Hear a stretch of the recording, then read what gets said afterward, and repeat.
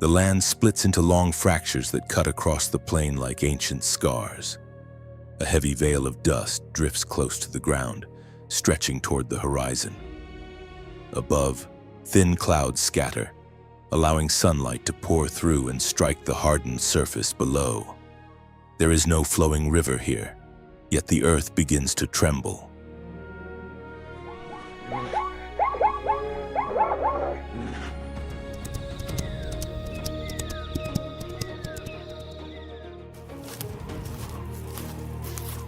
Across the cracked crust, thousands of hooves strike in unison. With every step, dust erupts and spreads outward. The first animals move forward, and behind them the surge continues.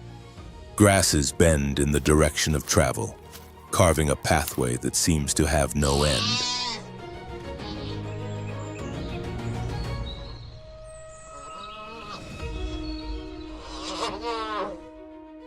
The entire savanna moves to a single rhythm. From the open plains of the Serengeti to the gentle lowlands of the Masai Mara, the ground is no longer still. Herds of every size advance with the wind, guided by distant signs of rain. Each journey is part of a greater cycle, where survival depends on a migration timed with remarkable precision.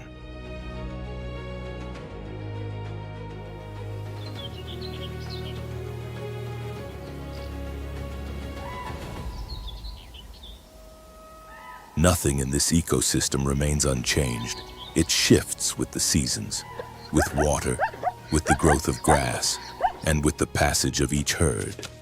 Every species plays a defined role, and every behavior helps sustain the pulse that keeps the plains alive.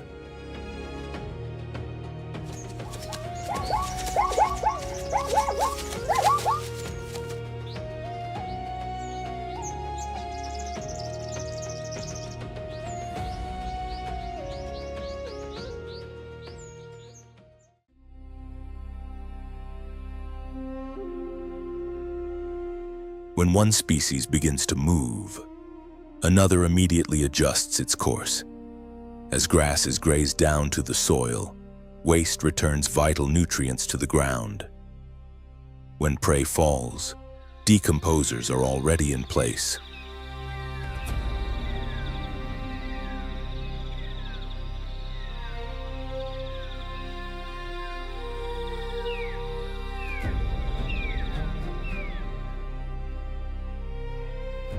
Together, the Serengeti Masai Mara region functions as one of East Africa's central biological engines.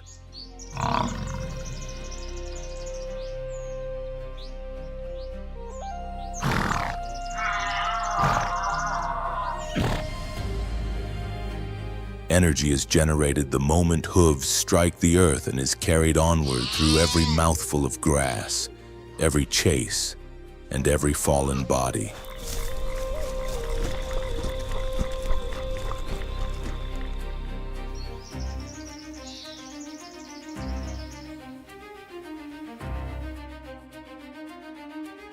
Nothing in this system exists without purpose. Each element matters only when it flows with the natural rhythm.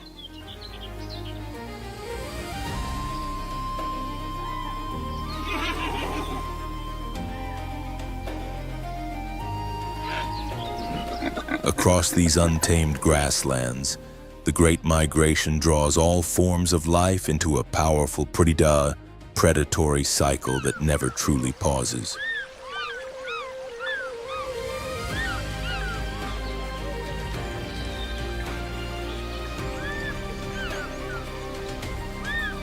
Fresh shoots blanket the land after recent rains, their narrow leaves bent in unison by the wind.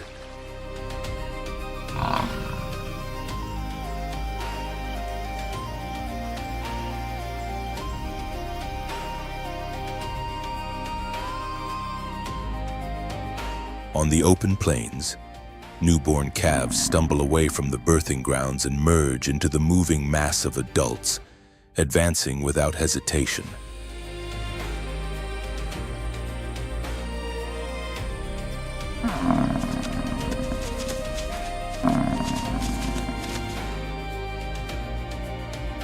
do not wait for strength to build. Motion begins at once. As the rainy season reaches the southern edge of the Serengeti, wildebeest herds leave their calving areas.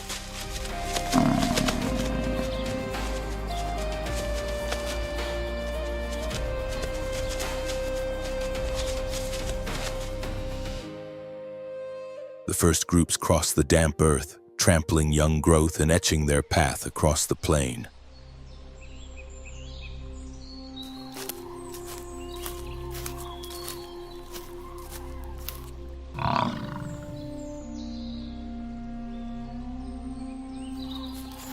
The movement does not break. Smaller groups merge into larger bodies as herds from different directions converge along shared corridors.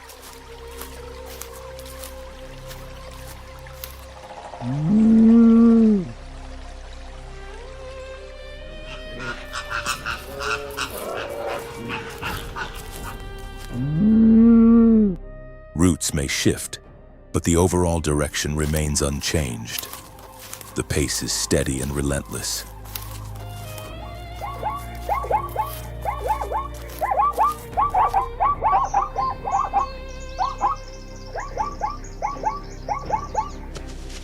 Under thousands of hooves, the ground yields, forming deep impressions. Grass is pressed flat. Droppings fall in an unbroken pattern.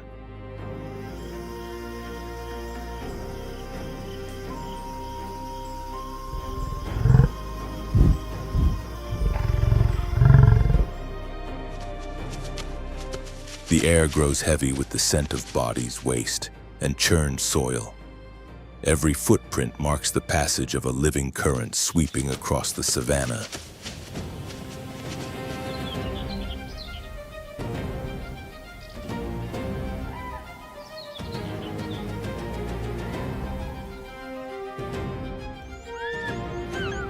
New life quickly appears in its wake. Dung beetles burrow beneath fresh mounds. Low-flying birds follow closely, and weaker wildebeest begin to lag behind. Their presence draws scavengers and predators waiting along the edges.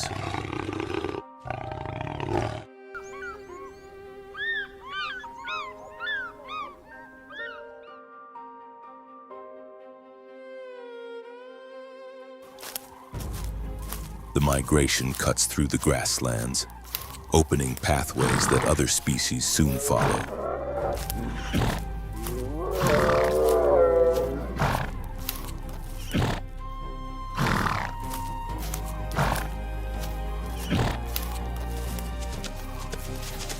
Tall grasses vanish, old roots are broken, and the soil is loosened by hooves and organic matter. Each area they cross becomes a zone of biological renewal after the dry season.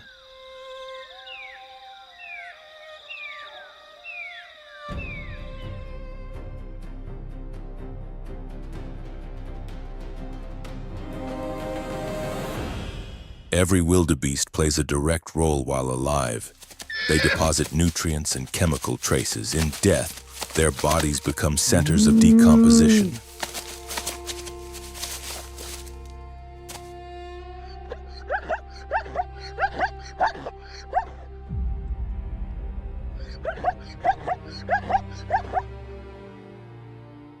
Birds, insects, and microbes arrive in layers. There is no need to search. Food is already available for scavengers. There is no delay. Beetles immediately begin their work.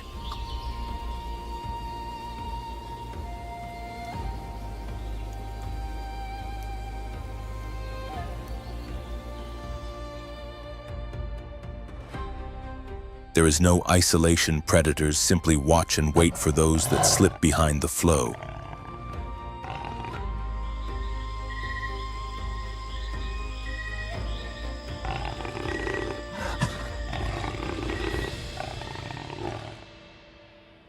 All life benefits from this concentrated movement.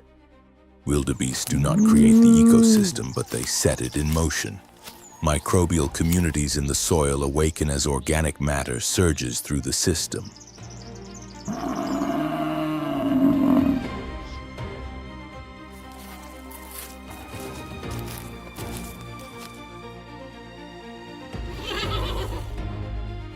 Other species begin their own journeys as the wild pulse passes. This ecosystem does not operate by chance. It responds precisely to the signals released by the migration.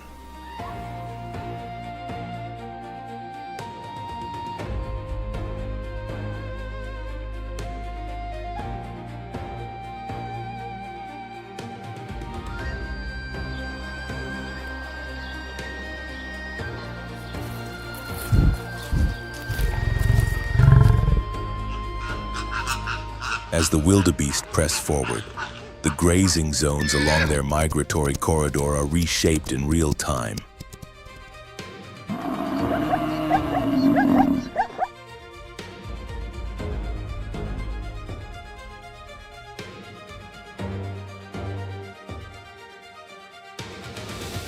Life concentrates along their path, and every place they touch becomes a link between multiple biological layers.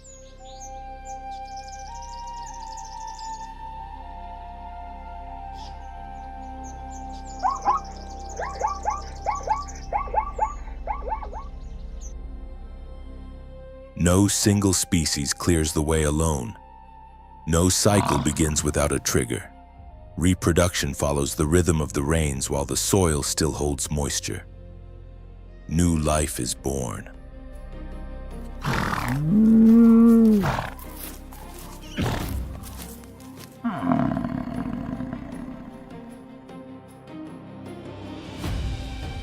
The moment the calves are able to stand, the herd moves on again.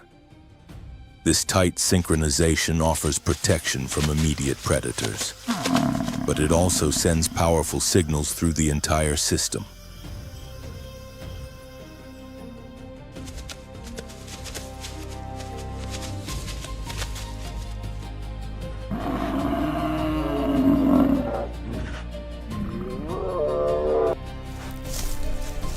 The landscape left behind changes rapidly. Grass sprouts where it was once trampled. Bacteria break down organic remains, and moisture is retained near the surface thanks to the fresh input of nutrients.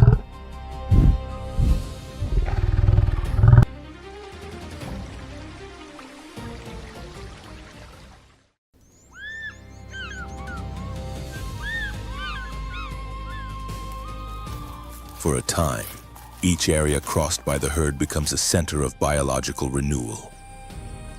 Other grazers arrive later, taking advantage of what remains.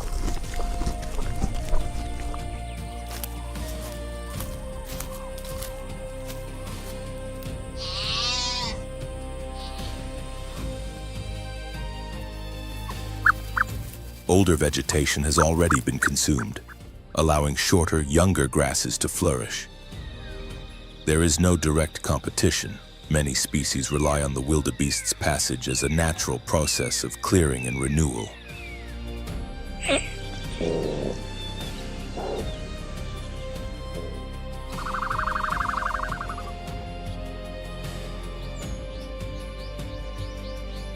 The soil stays loose, roots spread more easily, and conditions align for the next cycle. The moving mass of wildebeest also reshapes the strategies of predators.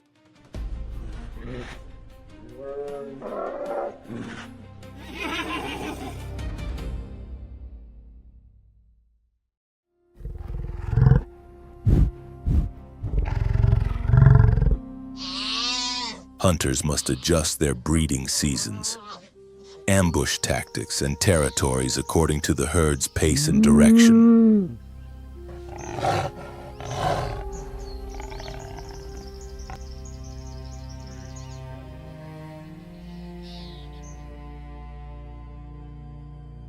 Scavenging birds track the places where carcasses appear. Vultures, crows, and wild dogs gather around zones marked by decay.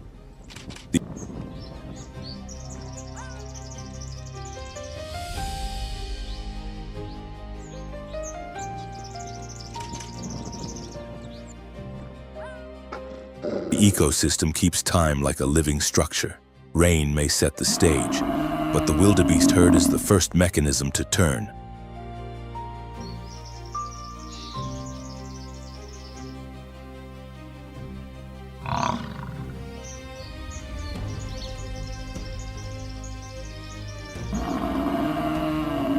single animal chooses the route, yet together they generate enough momentum to drive the entire system.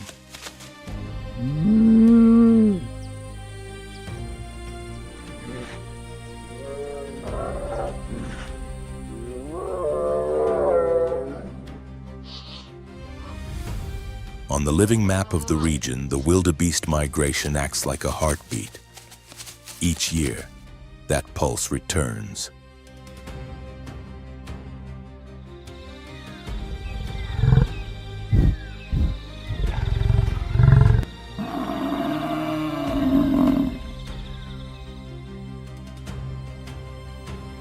From the southern calving grounds to the northern grasslands, every stretch of land responds in a predictable sequence.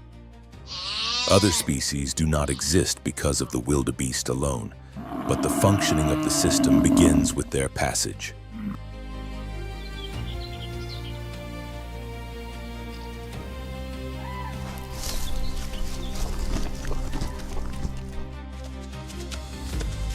Nothing in the herd's behavior happens in isolation. Every hoof that strikes the ground sets change in motion. The land shifts, vegetation is redistributed, and new life emerges.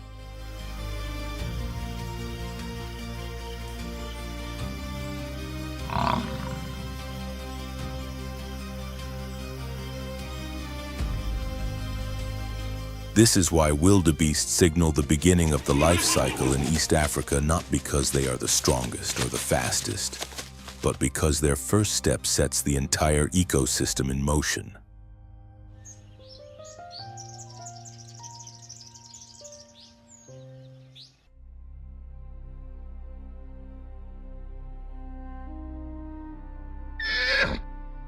Each year, when the first rains return and soften the land, a single hoof meets the ground once more.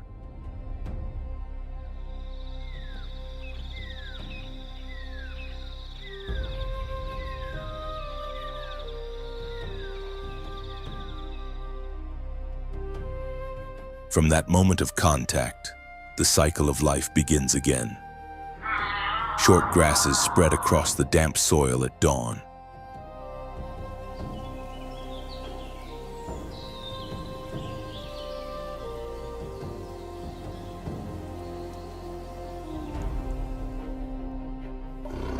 The air is still. At the edge of a shallow hollow, a pride of lions lies pressed low, concealed among scattered shrubs.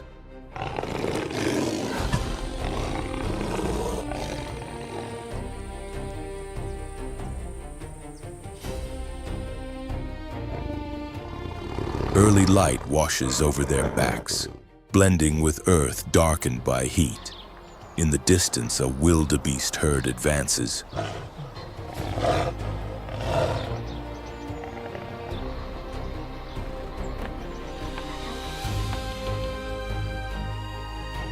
The groups stretch into loose lines, shifting direction as they follow the low ground. Gaps begin to open between individuals.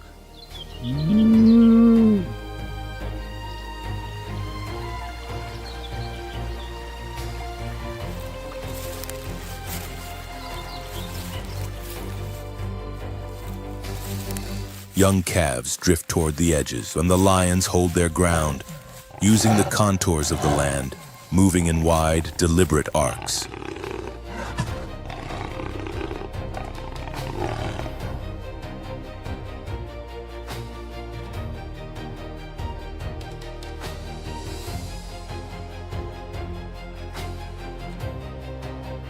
Each hunter keeps a precise distance.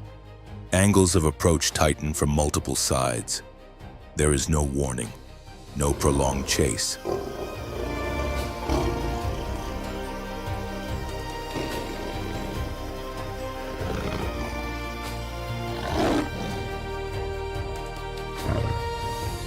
As the herd crosses the depression, the moment unfolds. One animal becomes separated. Its escape route narrows.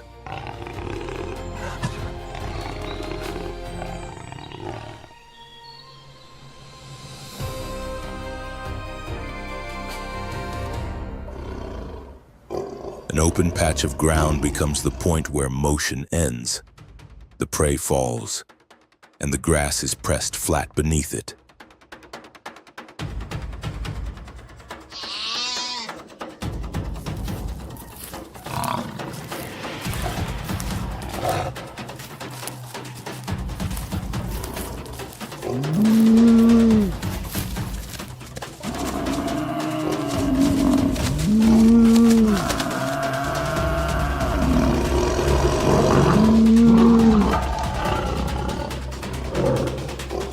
The lions spread out around the body. One secures the kill, while the others melt back into cover.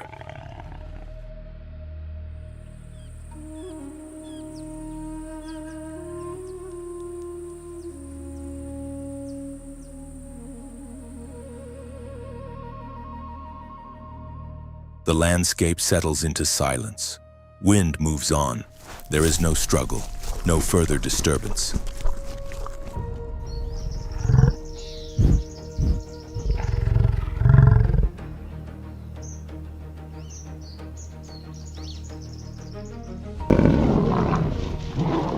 Hoofprints remain etched into the loosened soil. The scent of blood begins to drift close to the ground.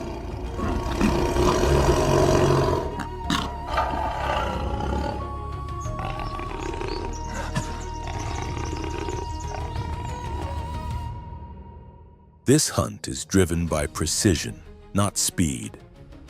Lions do not rely on long chases. They succeed through positioning, spacing, and a deep understanding of herd movement.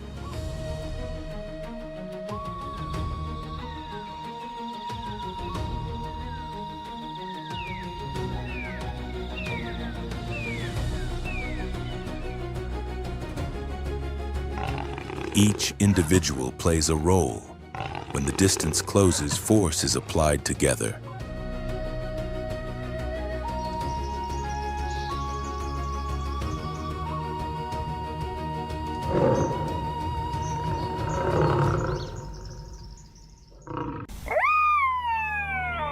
Often, prey is taken in moments of imbalance, too far from protection and too close to avoid the closing circle.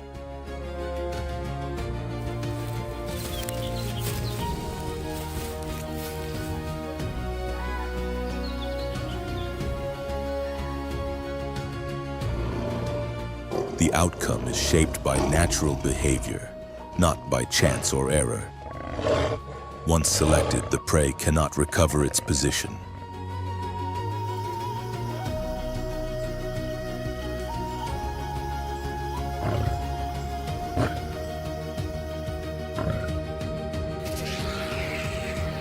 High above, scavenging birds sense the warmth of the body and begin to circle at altitude.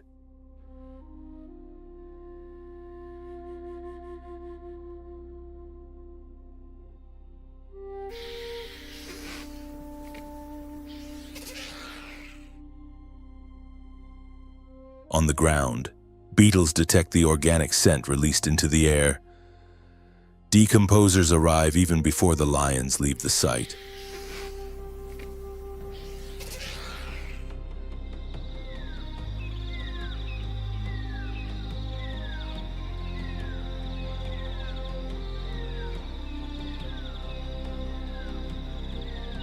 Within hours, the soil around the carcass darkens, their fluids seep into the base of the grasses. Roots draw in the nutrients. Soil bacteria cling to what remains.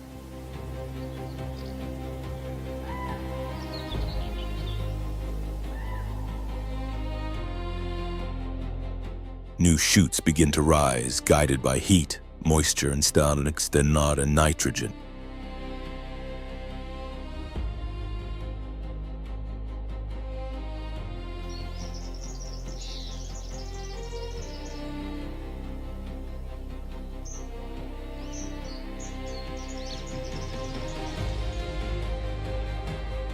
By afternoon, the pride rests beneath low trees stretched along the brush.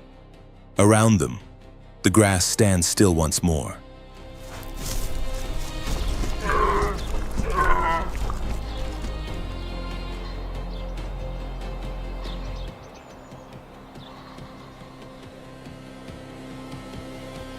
No major movement follows. The marks of their paws extend across the softened paths and fade at the edge of the plain.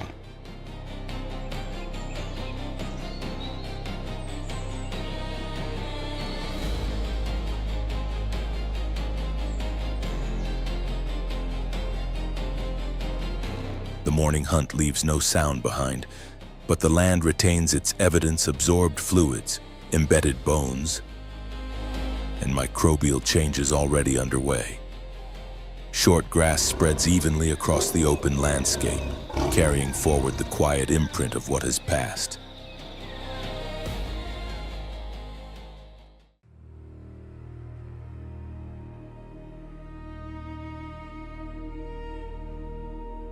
The ground is dry and fragile. Beneath low shrubs pressed close to the earth, a leopard moves without sound through narrow gaps. Its body stays flattened against the soil, detached from any motion above.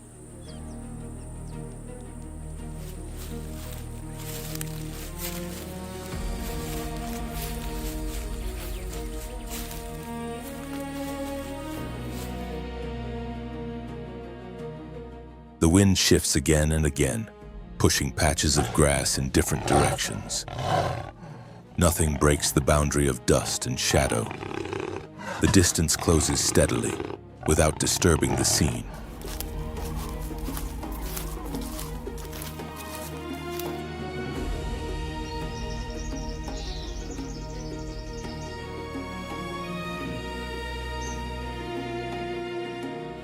Ahead, a group of Thompson's gazelles feeds, spaced in loose, even lines. Younger animals linger toward the outer edges, drifting with the breeze.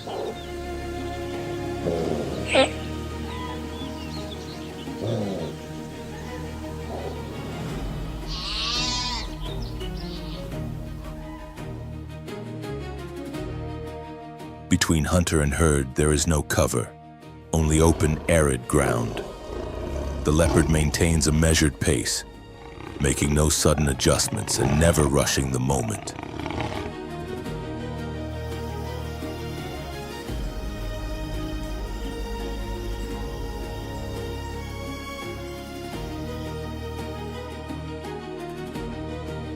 At a workable range, it pauses beside a small rise.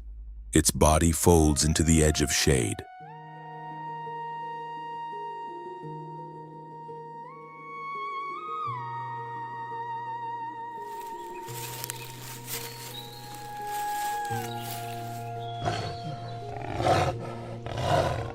The landscape holds its breath. When a leopard hunts on open plains, conditions must align gentle undulations in the land, evenly scattered shrubs, and prey that remains spread out rather than tightly grouped.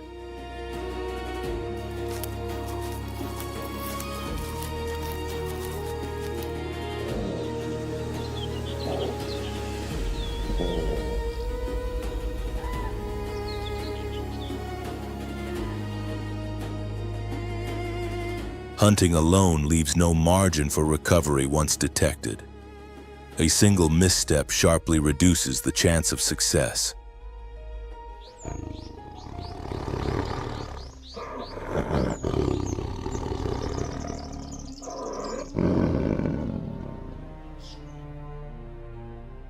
There is no partner to disrupt the herd, no coordinated retreat. Every phase depends on closing the gap with absolute precision.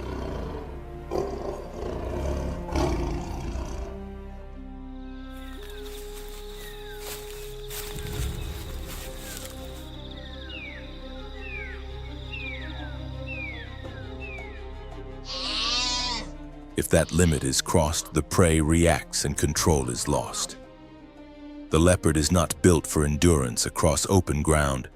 Its strength lies in short bursts of speed.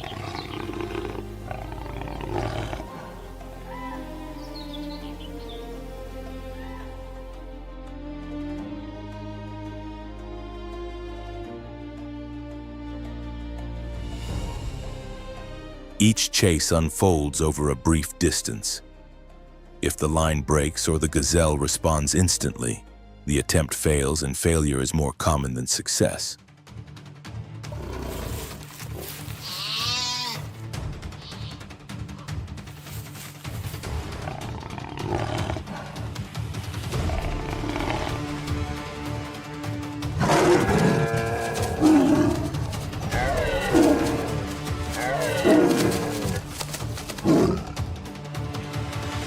Not due to a lack of skill, but because the leopard's hunting space is shaped by countless variables: wind direction, sun angle, grass height, and prey distribution.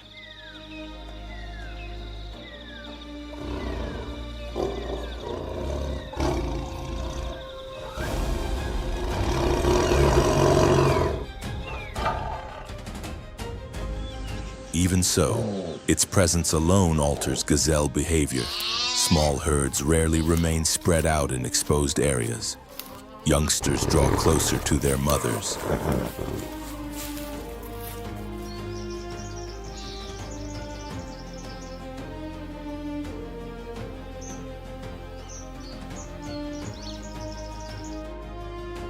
Feeding pauses. Groups quicken their pace when crossing zones with limited visibility.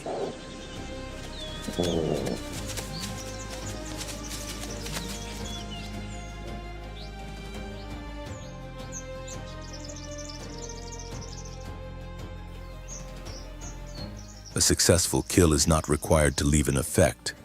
The mere appearance of a leopard reshapes herd formation and rest patterns.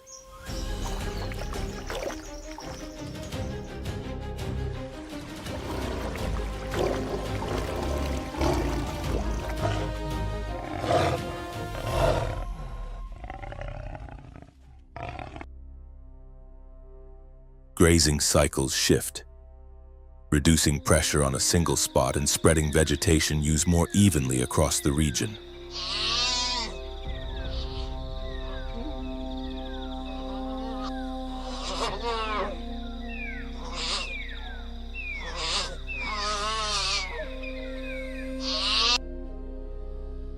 Leopards do not challenge lions or hyenas through open conflict.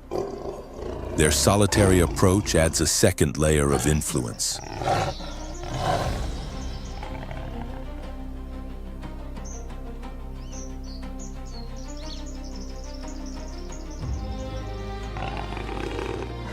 They avoid direct competition, yet they shape how prey occupies the landscape. No herd stays concentrated for long. No herbivore holds prolonged control over the plains.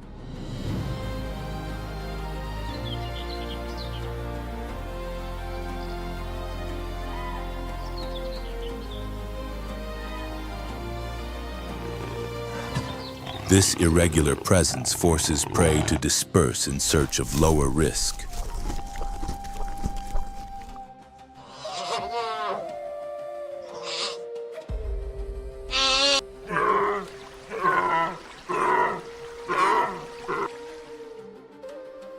No group maintains the same structure long enough to damage grass growth. No area is stripped bare. The pressure is subtle but constant.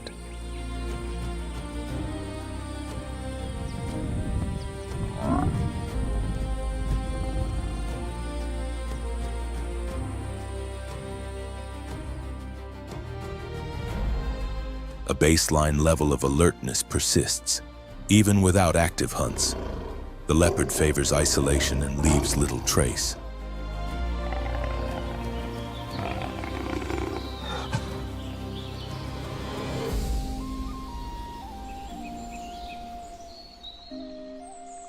It draws no gatherings of scavengers. Small prey is consumed quickly, leaving minimal remains and little scent to attract larger species.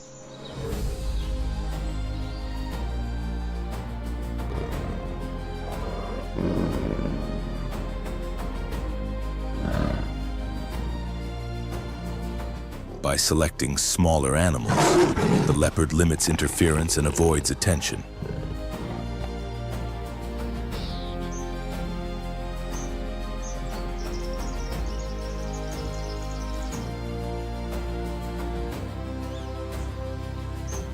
Its role rarely sparks conflict within the predator network.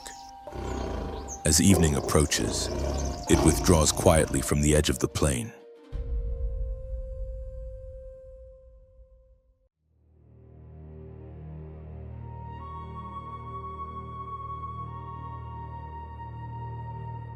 Across the Grumeti Plains, the ground bears fine cracks left by a brief dry spell.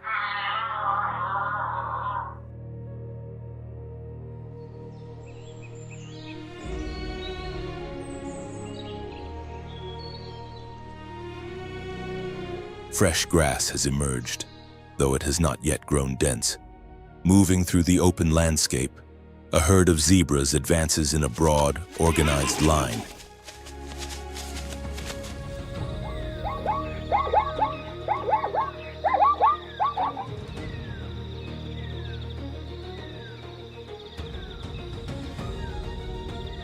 Their passage raises little dust. The great wildebeest herds are still distant, not yet reaching this transitional zone. Striped bodies glide across the plain, trimming the grass as they head east and northeast.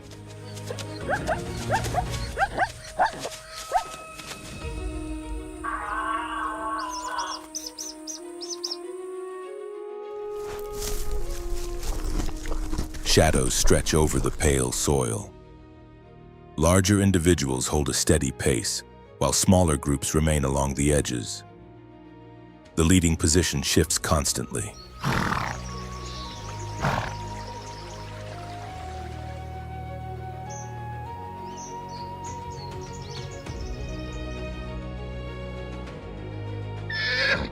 Their route is traced as a lighter band across the land. Grass bends and flattens into a gentle arc. Zebras typically travel ahead of the main migratory waves.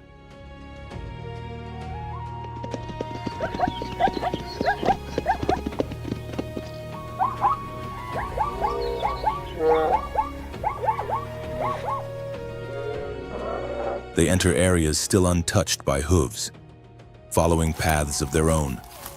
No collective signal is required.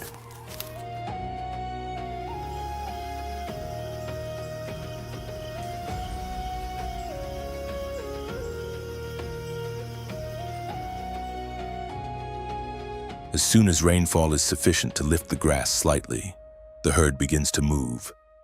Their journey remains local, yet it consistently precedes the peak of migration.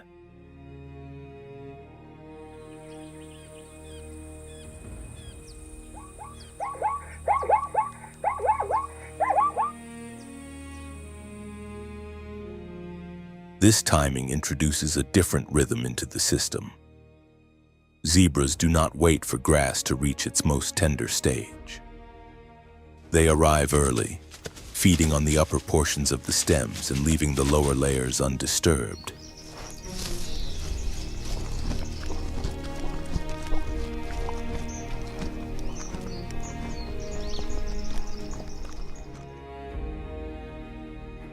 When other grazers follow later, the grass has already been trimmed closer to the ground, better suited to their feeding styles.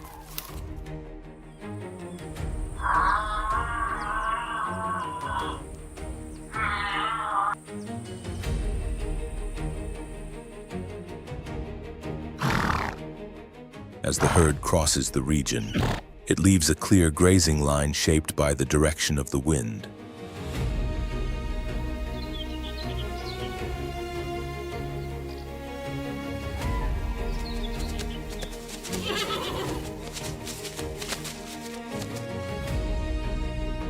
Vegetation is cut evenly.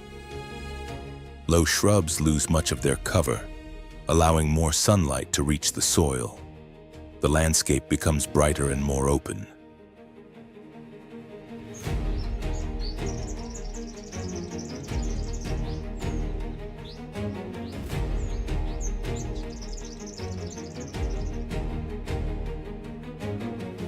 Understory plants begin to reorganize in response to the new structure. Throughout their movement, zebras do not maintain rigid formations.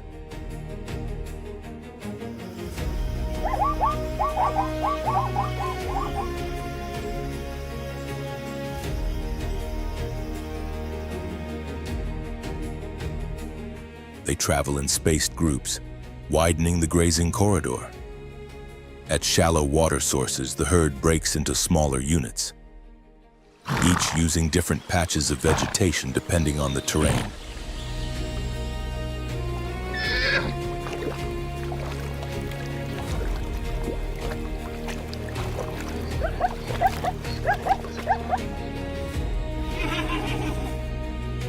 This division creates a layered effect. Every cleared section becomes accessible to other life forms. From insects and ground birds to small herbivores, no single area remains crowded for long.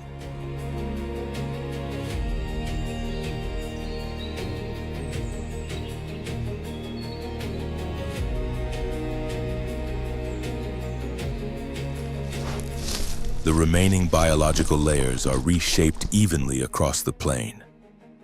Zebras do not graze down to the roots. They affect only the upper growth, preserving the base.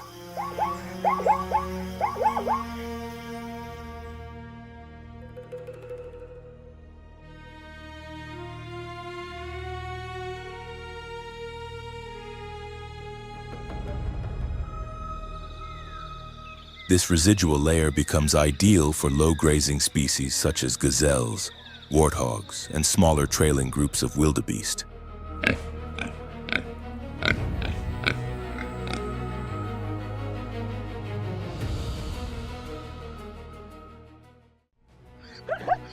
By moving first, zebras slow the intensity of impact caused by the larger herds that arrive later. Their breeding is not concentrated in one mass, allowing them to split freely into smaller groups.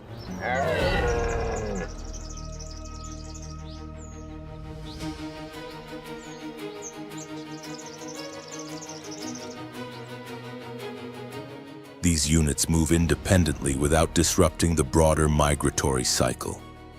Each advances at its own pace, giving grasslands time to recover. No area becomes a lasting bottleneck within the system.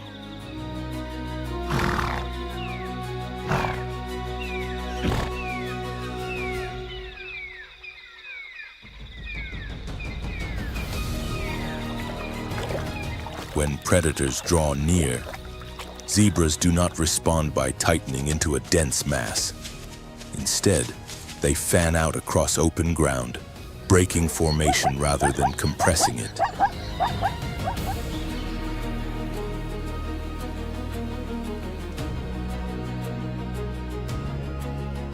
This behavior disrupts hunting strategies that rely on confusion within tight groups. By spreading apart, the pressure of pursuit is diluted, increasing escape opportunities for other species sharing the landscape.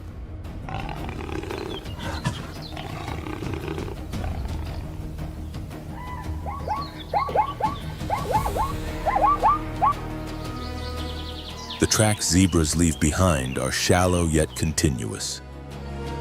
Their droppings fall widely spaced instead of accumulating in heavy clusters.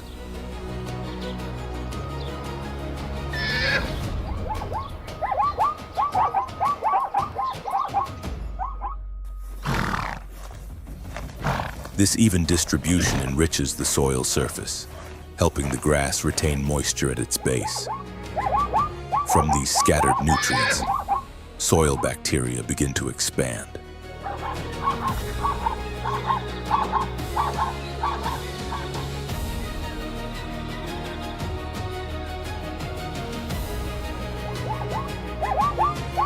Dung beetles soon arrive, drawn by scent, turning and loosening the earth so new roots can take hold.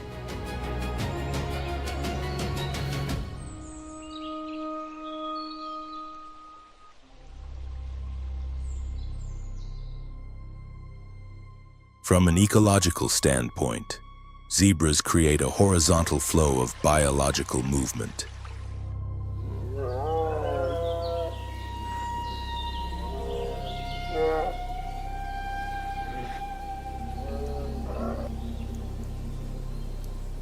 Their impact lacks the vertical force of wildebeest hooves or the concentrated pressure exerted by buffalo. But this steady passage reduces direct stress on the land.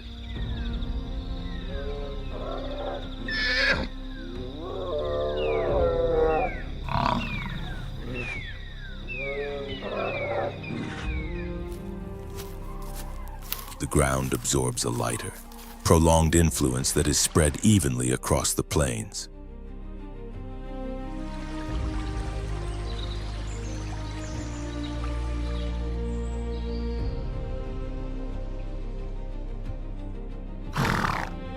Predators adjust their routines to follow zebra movements, increasing the chances of successful ambushes. Lions, hyenas, and wild dogs position themselves in areas not yet reshaped by massive herds.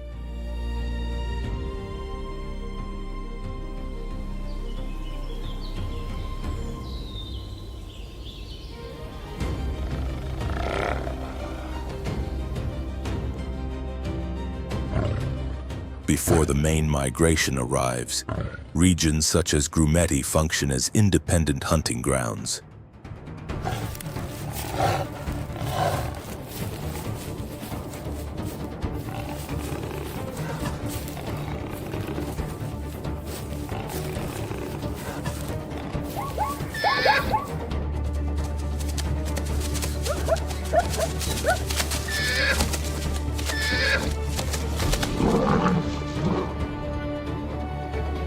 As a result, predation pressure is distributed more evenly over time.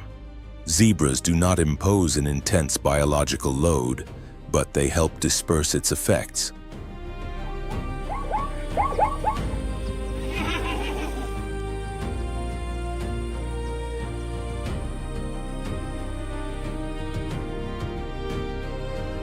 The system absorbs this energy at multiple points.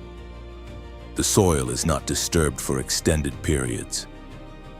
Roots retain part of their protective layer, and recovery cycles resume more quickly after each change.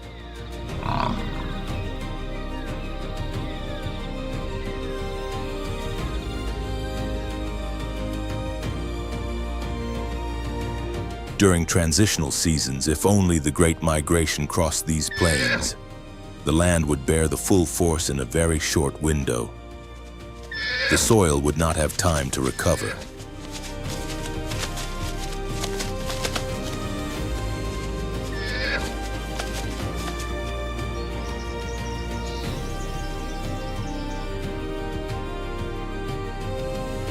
Microorganisms would also struggle to multiply fast enough. Grass would be torn out by the roots rather than simply trimmed. Without zebra herds, the migratory corridor would lose its first layer of distribution.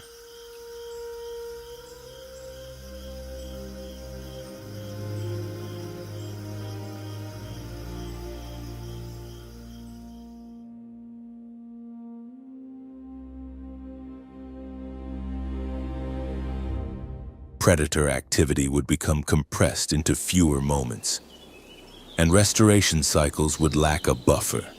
The grassland would shift in color more rapidly, exposing roots too early.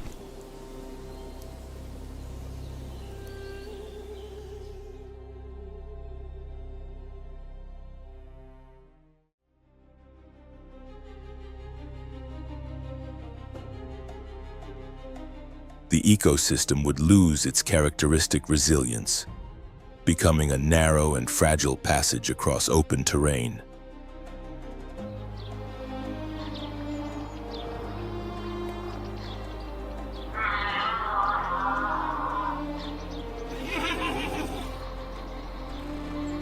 Zebras leave no dramatic aftermath, yet each passing group clears the surface, opens sight lines, and allows wind to move freely for a brief time. Every quiet wave of migration strengthens the system.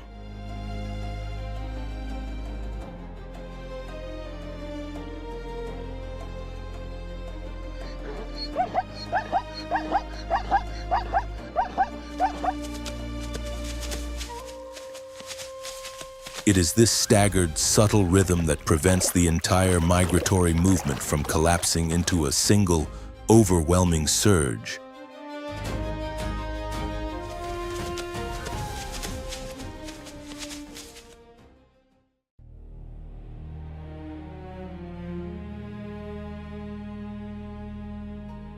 Across the open grassland, a narrow path cuts through the plain.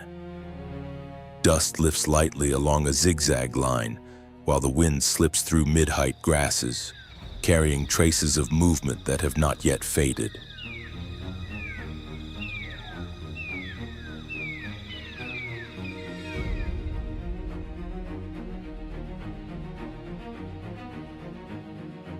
Thompson's gazelles appear in small, scattered clusters, each animal keeping a carefully measured distance, guided by finely tuned instinct.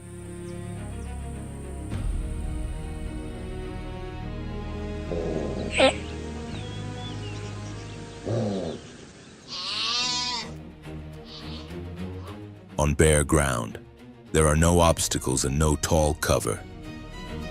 Every movement is swift, marked by sudden turns that shorten the time spent within a predator's line of sight.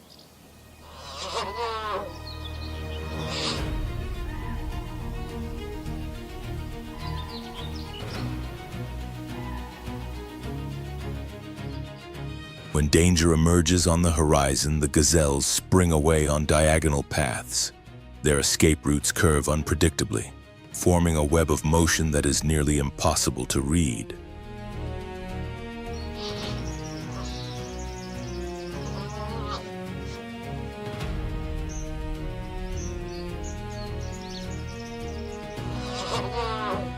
Within moments, the group's structure loosens under outward pressure, then reforms once the threat passes.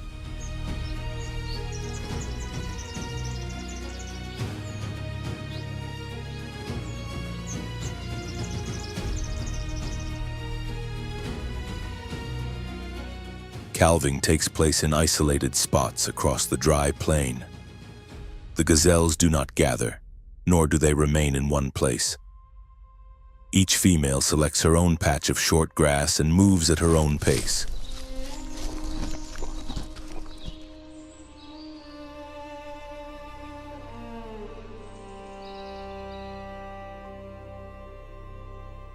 As soon as the young can stand, the group shifts again, leaving no clear traces and no prolonged pauses.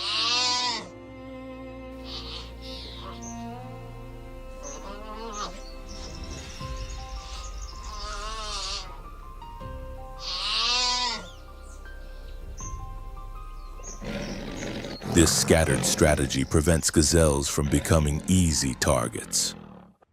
Lions, hyenas, and leopards usually succeed only when an individual strays too far from the group's flow.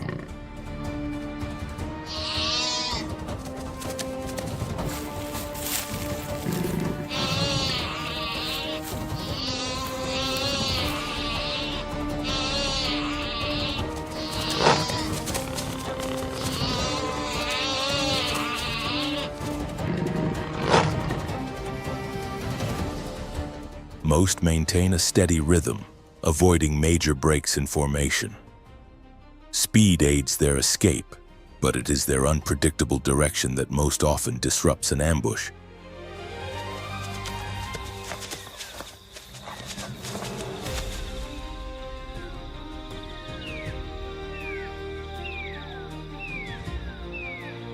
In such an exposed landscape, there is no true shelter.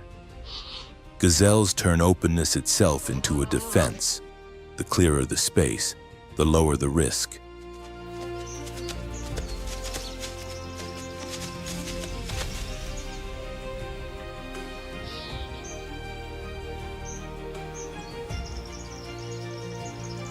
During the peak of the dry season, they make up much of the remaining biomass. While larger herds like wildebeest and zebras have already moved on, gazelles continue to travel steadily across the plains.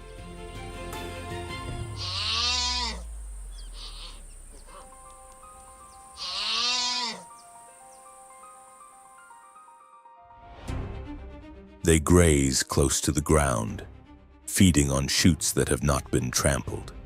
Their constant motion prevents the grass from losing its color entirely.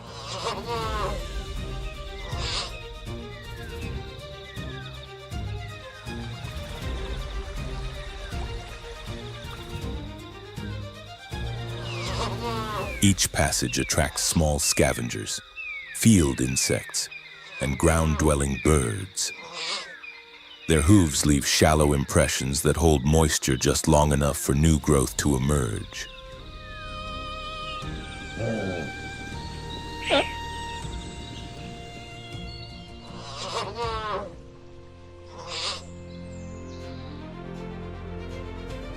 Areas crossed by gazelles often recover faster than untouched ground. Their ability to leave sensitive spots and return from different directions sustains a continuous rhythm of life.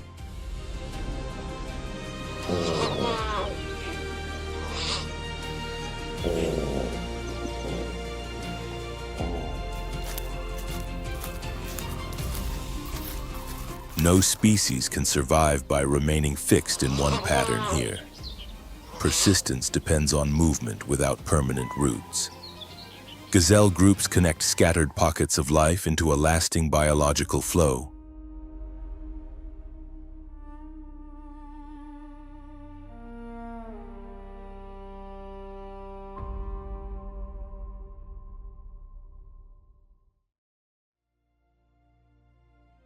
They serve as a buffer between top predators and lower levels of the food web. Without triggering population surges, they help maintain surface stability.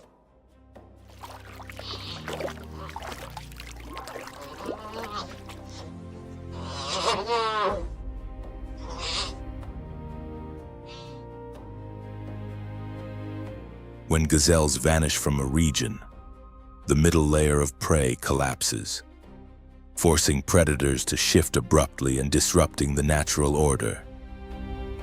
The ecosystem loses its balancing force.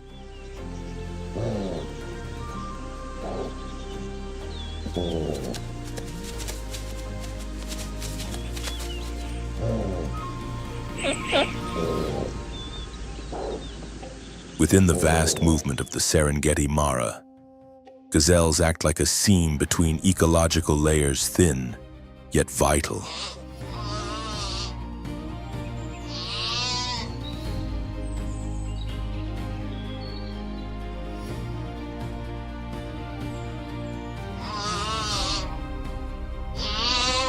Each time they skim the ground in flight, they leave a subtle imprint. From that imprint, the rhythm of life holds its balance.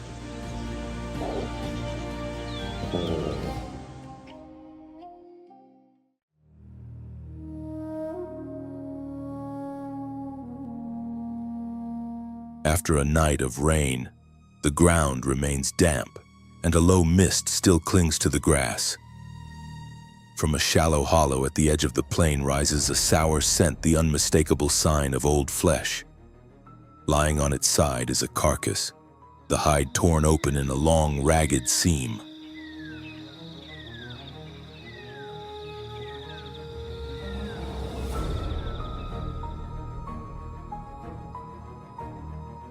Spotted hyenas approach from different points on the horizon. Within the group, order is precise. Each animal takes a position around the body without chaos or struggle. Powerful jaws tear effortlessly through tissue, stripping away large sections of meat and exposing bare bone.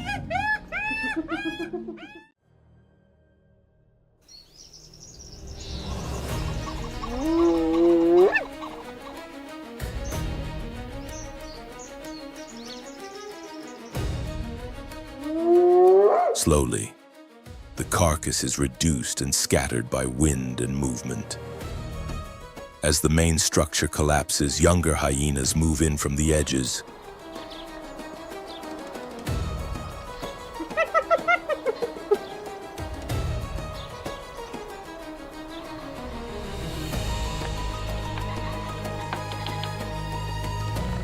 Their teeth are not searching for soft flesh.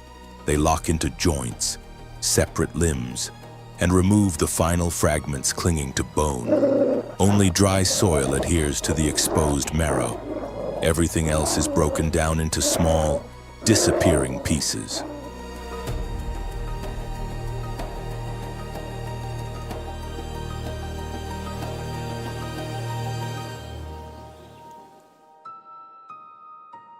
Hyenas operate as a highly organized unit. Dominant individuals choose moments to hunt when conditions favor them.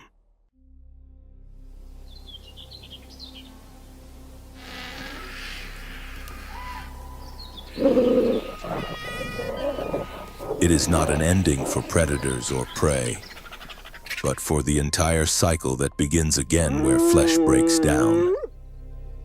No presence interrupts and regulates the system as effectively as the hyena.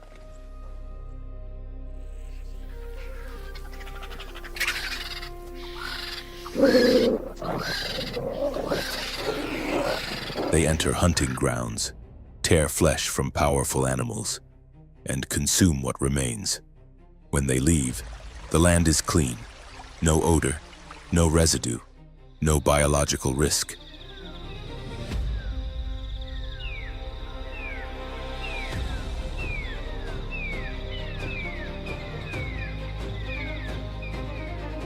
On the living map of the savanna, where every creature leaves behind waste, only the hyena turns those remnants into a starting point. No other animal consumes what is left at the very end.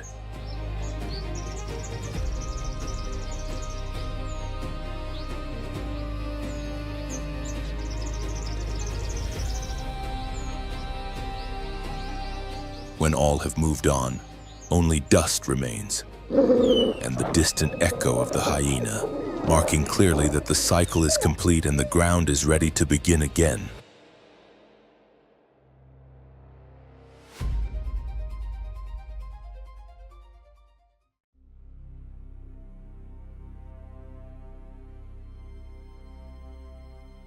Across the vast African plains, the great migrations reveal survival in its purest form. Every crossing, every shift in direction, every split-second choice can determine who endures and who falls behind.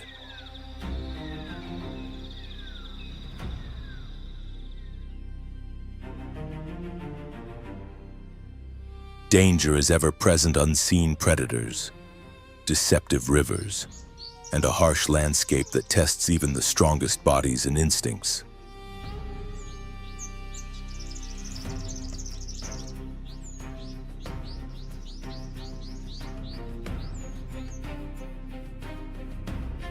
Yet, despite these risks, millions of animals press forward, driven by an ancient impulse to endure, adapt, and keep moving.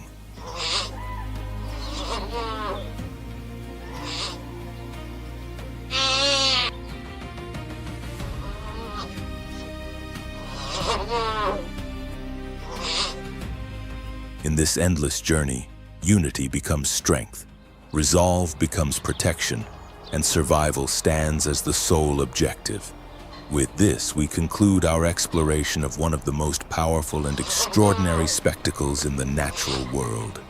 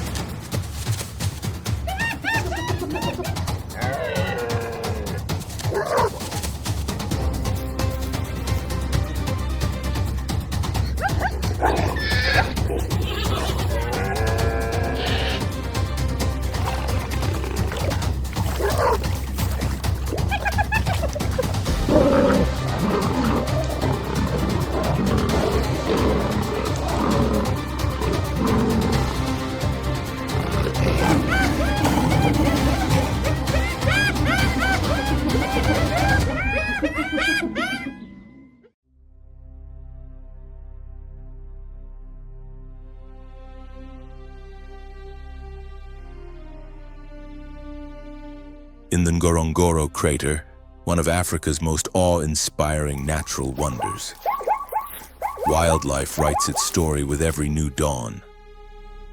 Within this vast natural amphitheater, encircled by ancient volcanic walls and nourished by rich grasslands, every animal is a true fighter, compelled to struggle day after day for the chance to survive.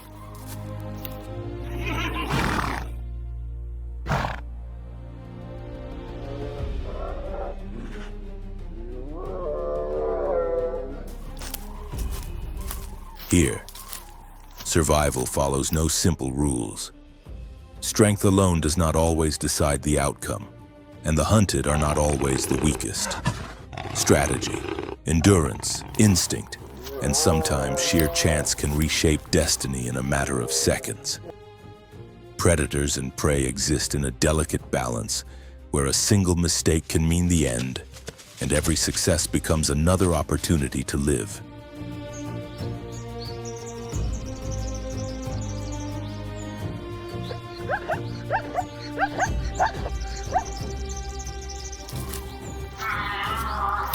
Ngorongoro is a stage where nature reveals its most powerful face raw, unpredictable, yet remarkably balanced.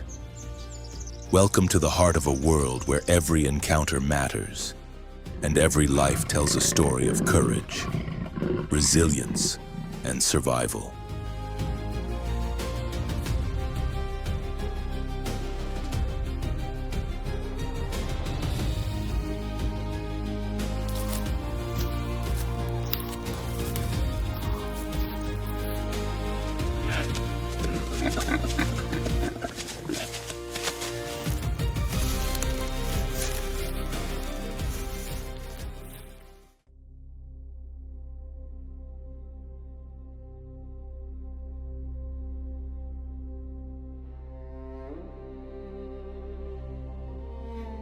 More than 2 million years ago, a colossal volcanic eruption reshaped this land, creating one of the largest and most impressive calderas on Earth.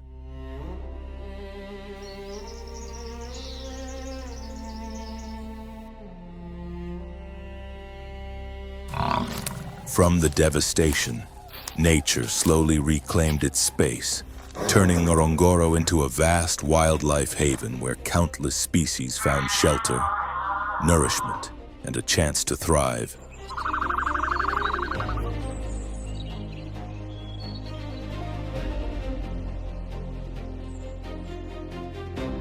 Today, this ancient crater is the stage for relentless struggles for survival.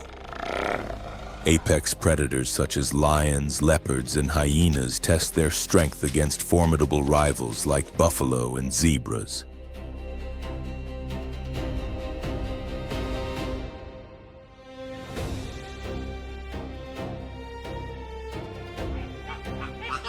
Yet the story of Ngorongoro goes far beyond its largest inhabitants. The salty waters of Lake Magadi support immense flocks of flamingos that paint the sky in shades of pink, while vultures recycle life by consuming the remains of the fallen.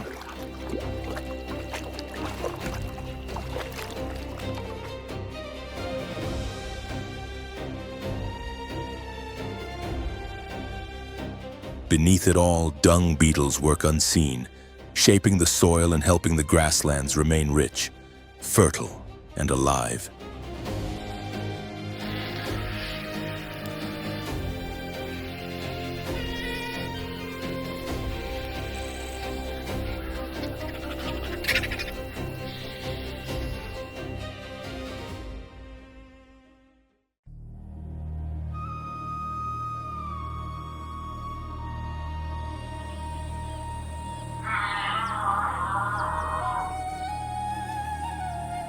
Across the vast floor of the Ngorongoro crater stretches a domain ruled by a formidable power. Here, no predator rivals the authority of the lion.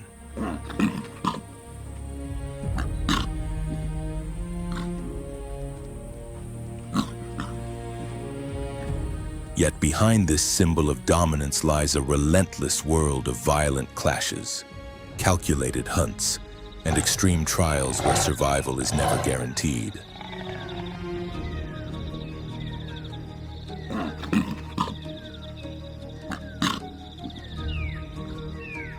a lion never rules alone. In Ngorongoro, lions live within pride's highly complex social system shaped by thousands of years of evolution.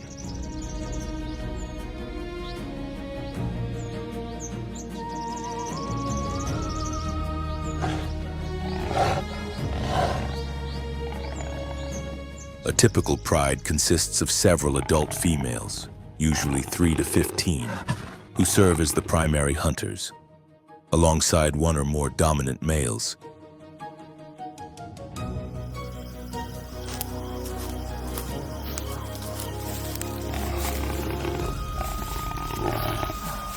These males are powerful guardians, responsible for defending territory and lineage against constant threats.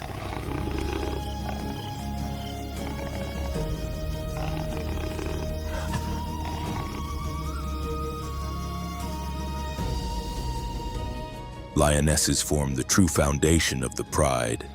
Beyond their role as hunters, they are devoted mothers.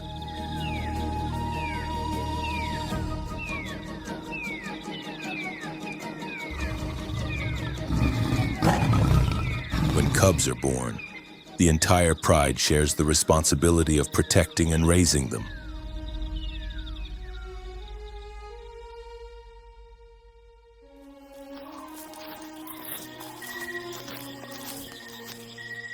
Even so, life on the savannah is unforgiving, and nearly half of all cubs never reach adulthood. From an early age, they must learn to hunt, to defend themselves, and above all, to endure.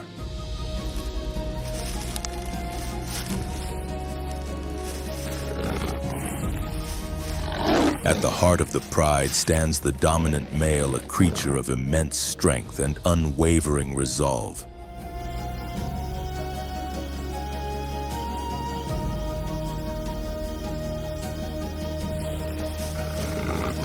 Though he seldom joins the hunt, he will fight relentlessly to protect his bloodline. Exiled males roam the plains as restless challengers, constantly seeking to overthrow him.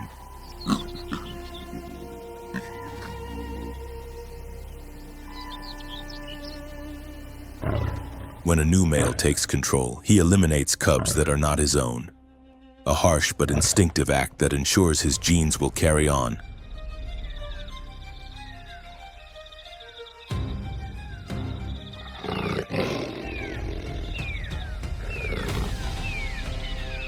Lions are not the fastest hunters, nor are they the most enduring. They lack the blistering speed of cheetahs and the stamina of African wild dogs.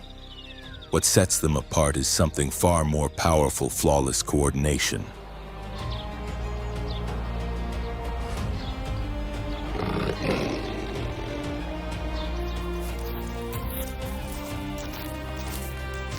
A lion hunt is never a simple chase.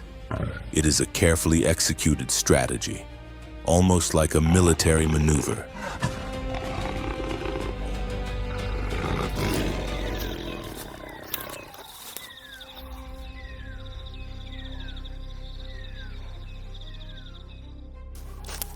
Once prey is selected, the pride moves with silence and precision.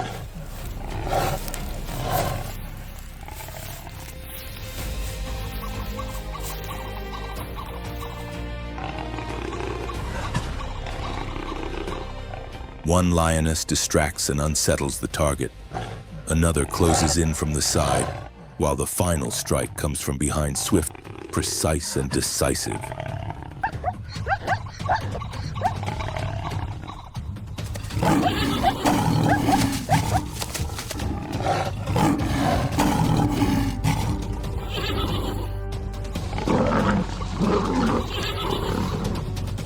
Even so, success is never assured.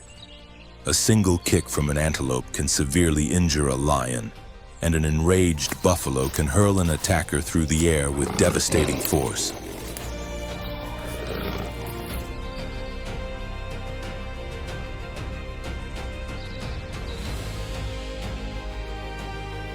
At times, one failed hunt can cost a lion its life.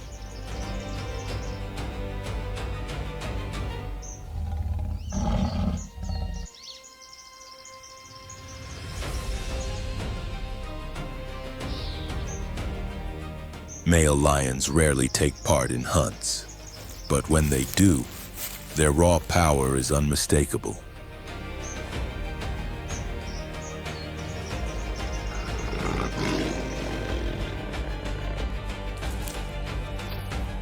A single male can bring down an adult buffalo, though the risk is extreme.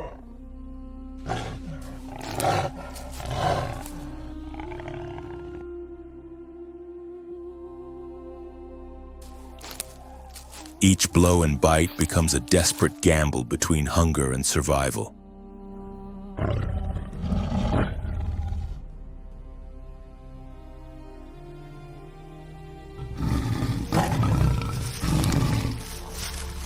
The savanna is more than a landscape of predators and prey. It is a battlefield shaped by constant rivalries.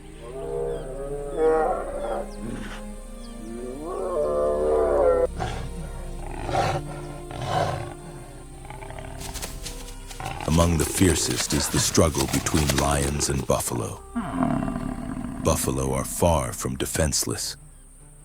When threatened, they may stand their ground, forming protective circles around their young.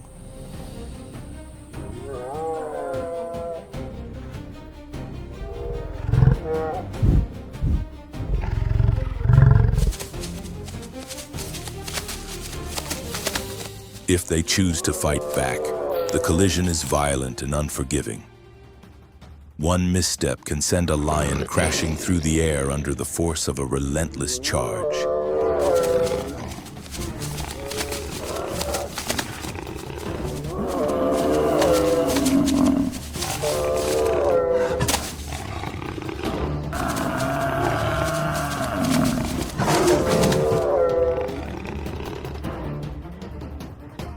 The lion's most dangerous rival is not the buffalo, but the hyena.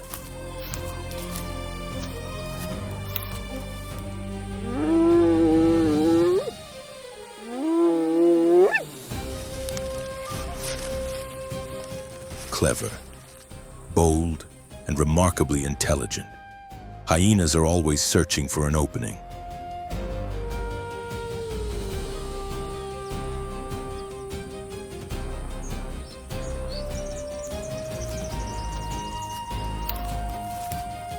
A large enough clan can steal a kill from lions or even bring down a lone individual that lets its guard slip. The conflict between lions and hyenas has burned for centuries.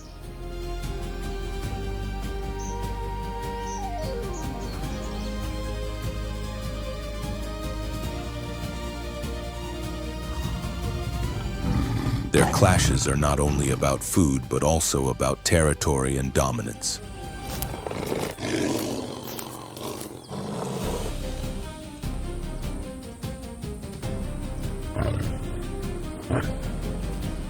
An adult male lion can kill a hyena with a single powerful bite, yet when outnumbered, even the king of the savanna is forced to retreat.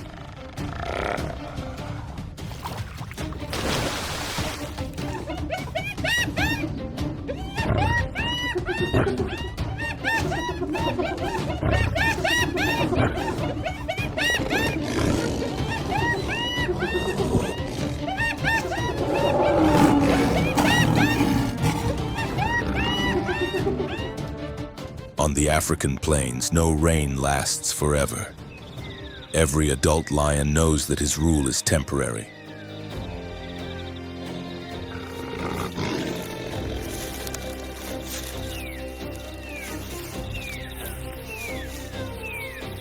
As age slowly erodes his strength, wandering males begin to eye the pride, waiting for the moment to challenge his authority.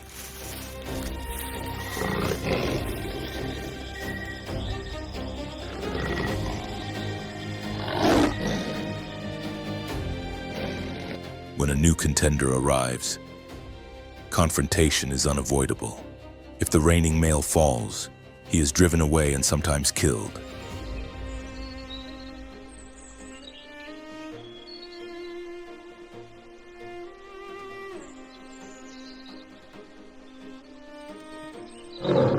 Control of the pride shifts to the victor, and cubs that are not his own are eliminated, clearing the way for his lineage to take hold.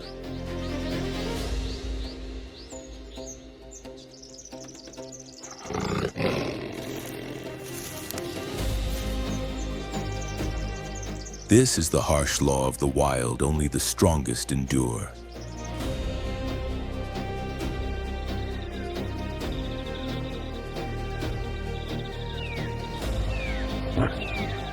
Among the towering crater walls and endless grasslands of Ngorongoro, where powerful predators like lions and hyenas rule the land, every single day becomes a struggle for the right to survive.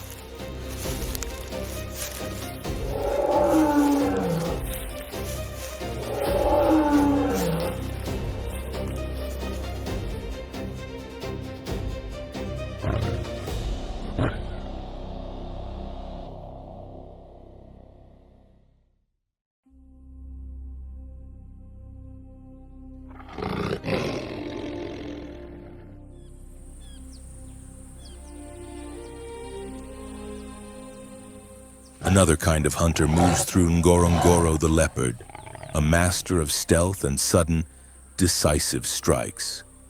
It is the most elusive big cat in the region.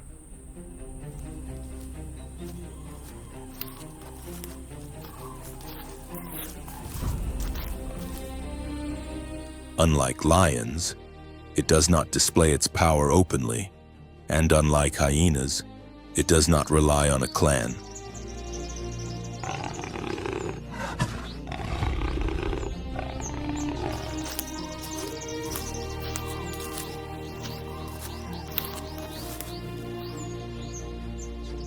The leopard is a silent predator, a shadow drifting through woodlands and grasslands alike. Its golden coat, patterned with dark rosettes, provides near-perfect camouflage among tree shade, dense brush, and rocky outcrops.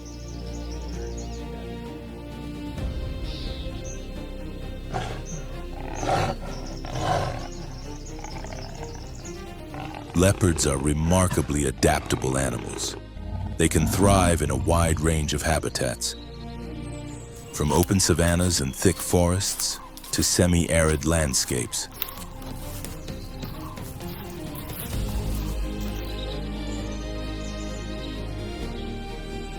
No matter where they live, they remain discreet and mysterious, revealing themselves only when the moment to strike has arrived.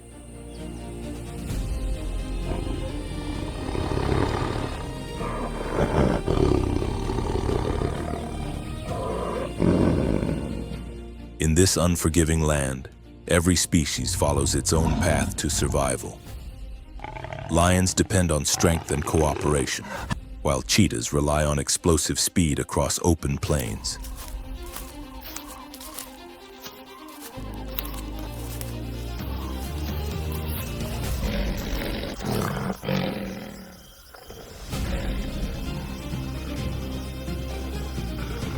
The leopard, however, follows a different strategy, one built on patience, silence, and perfectly timed ambushes.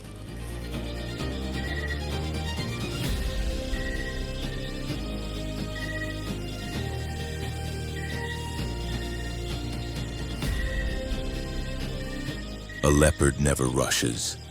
It watches from the shadows with absolute calm, every movement deliberate and soundless.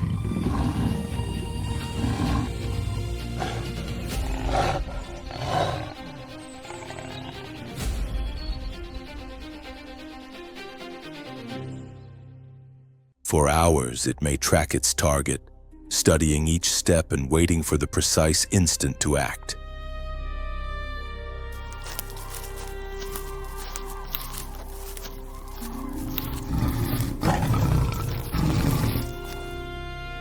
When the time comes, its body seems to merge with the darkness, using rocks and shrubs as cover, advancing slowly until escape is no longer possible.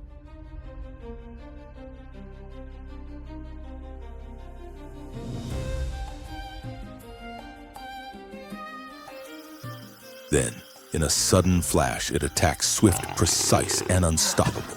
Within seconds, powerful jaws close around the throat of its prey, ending any chance of resistance.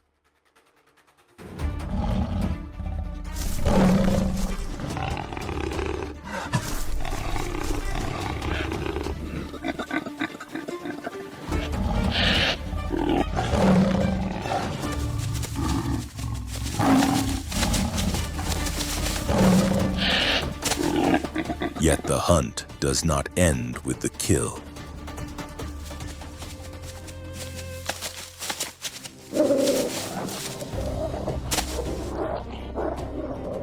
On the open plains of Ngorongoro, leaving a carcass on the ground is an invitation to danger. Lions and hyenas patrol constantly, ready to steal a hard-won meal.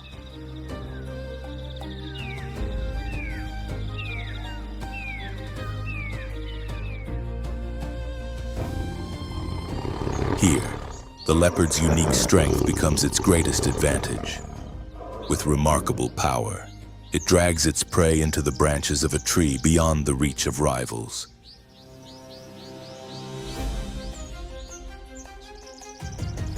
Even antelopes heavier than the leopard itself can be lifted with ease.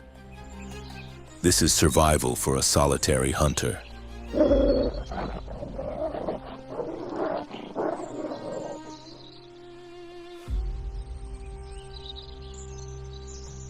Still, even top predators are never completely safe. In this relentless world, constant vigilance is essential.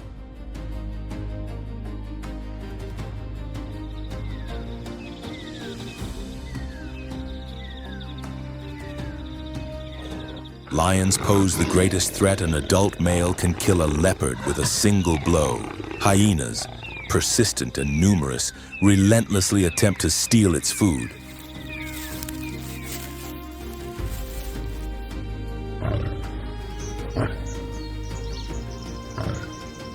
Even cheetahs, smaller and faster, compete fiercely for space and resources.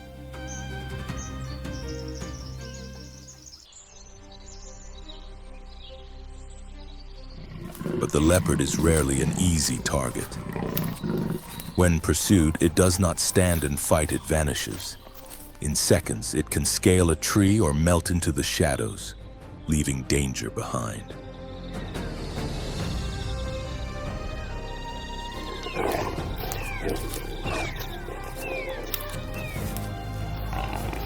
In the daily struggle of the wild, victory does not always belong to the one who confronts. Sometimes survival means remaining unseen.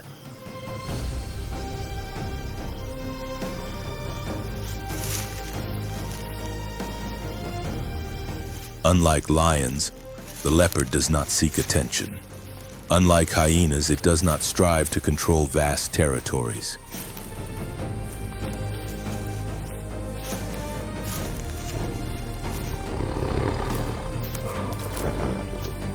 It is a solitary ruler, a silent predator that reigns from the darkness.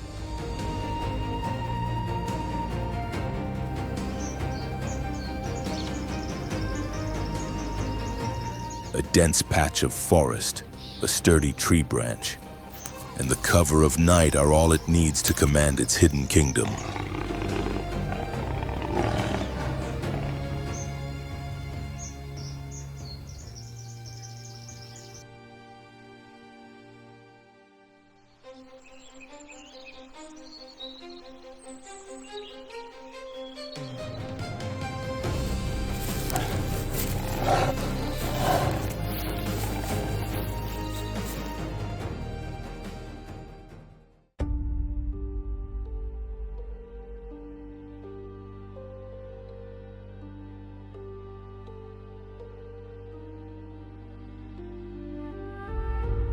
When people think of hyenas, they often picture scavengers trailing lions and waiting for leftovers.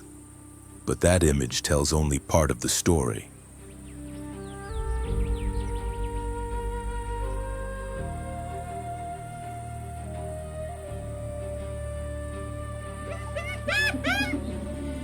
In reality, hyenas rank among the most efficient predators on the savanna.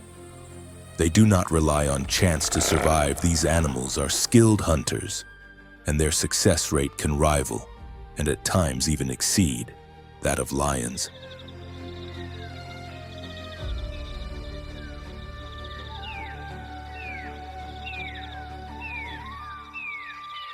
Beneath their seemingly awkward appearance lies a highly complex society, sharp intelligence, and hunting strategies refined over thousands of years of evolution.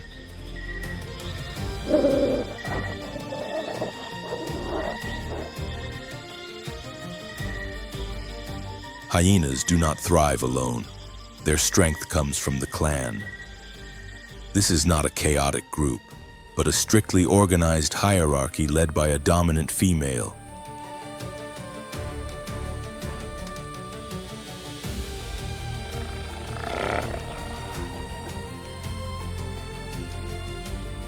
In hyena society, females hold absolute authority. They are larger, stronger, and more aggressive than males, and they make the critical decisions that guide the clan.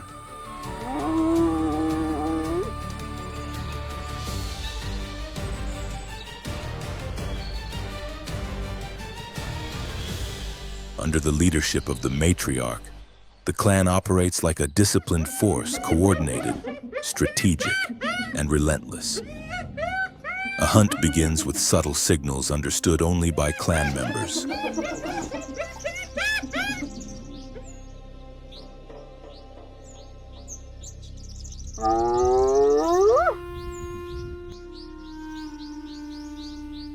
Unlike lions, which rely heavily on stealth, hyenas depend on numbers and intelligence.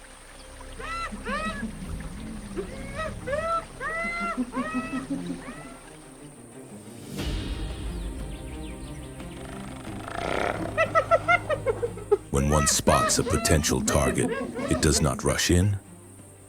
Instead, it sends short vocal cues, summoning the others.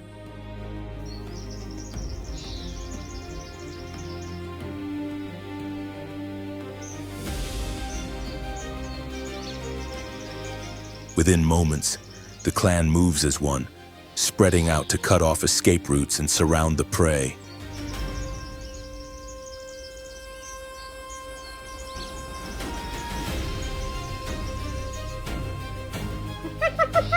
An aging buffalo, its curved horns worn and its movements slow, senses the danger and attempts to rejoin the herd.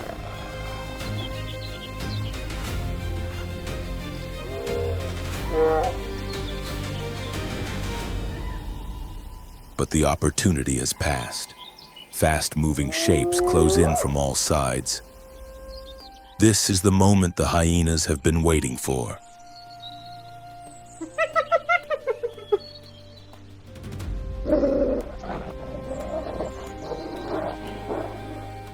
If hunting is an art, then stealing is a skill hyenas have mastered.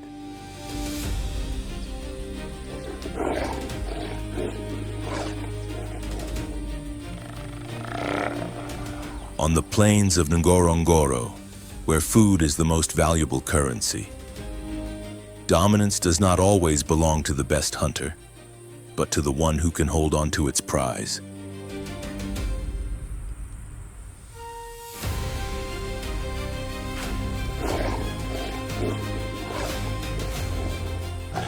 Lions overpower their prey with brute strength.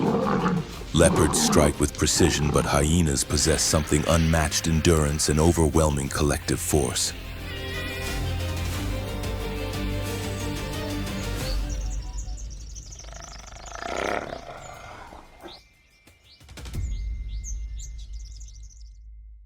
A lion, exhausted after a long chase, finally brings down its kill and claims its reward.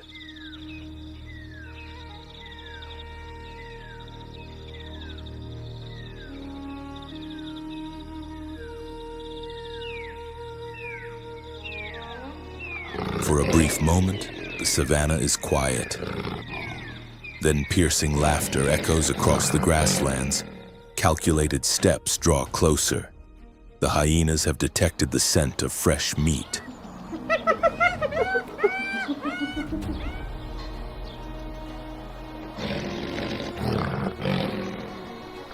They do not charge blindly. Instead, they form a tightening ring around the lion.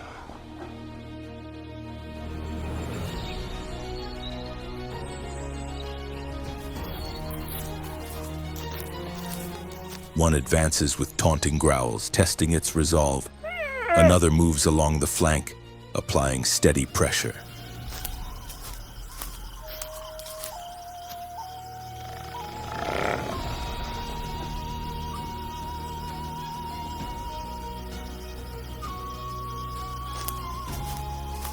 The lion roars and stands its ground, but as more hyenas arrive, the balance of power begins to shift.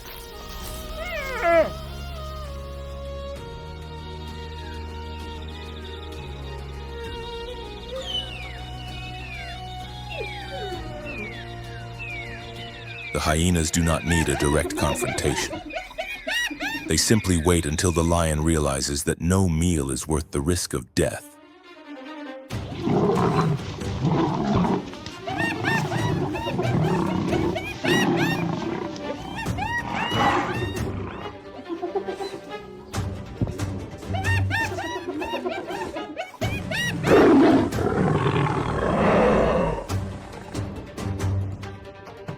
In the end, the king of the savannah withdraws, leaving the prize to the most persistent thieves of the plains.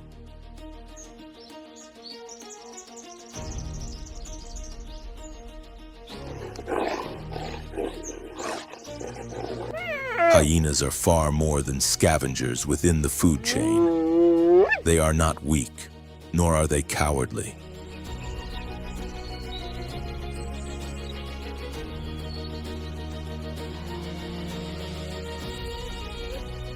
They are disciplined fighters, intelligent hunters, and bold opportunists who seize every chance to survive.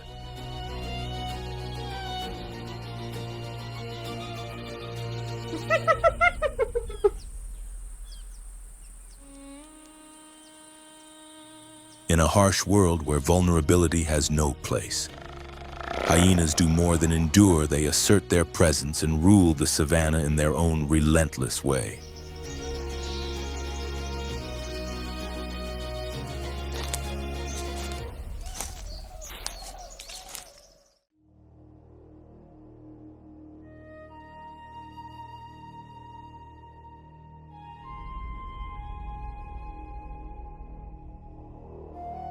Across the wide grasslands of the Ngorongoro crater, where dominance belongs only to the most capable, there is a predator that does not rely on sheer size or raw strength.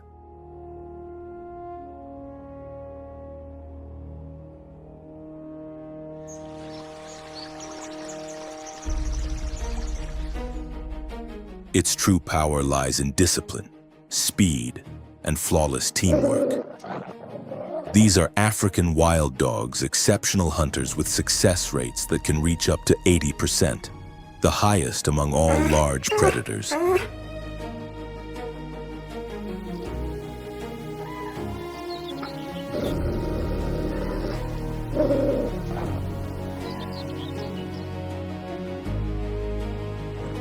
In a land where every hunt is a fight to survive, they are never to be underestimated.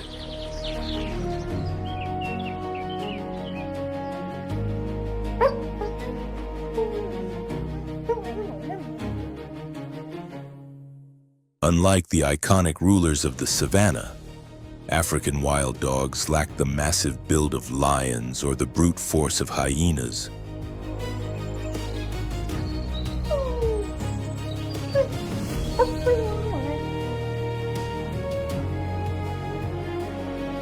What sets them apart is their lean, agile physique, perfectly adapted for endurance. They can pursue prey over vast distances without tiring.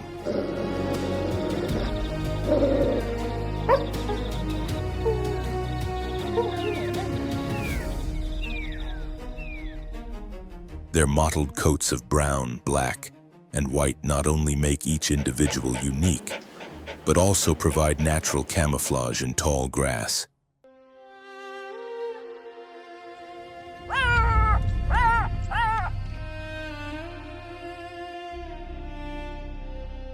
Yet their greatest strength is not physical. It is the unity of the pack.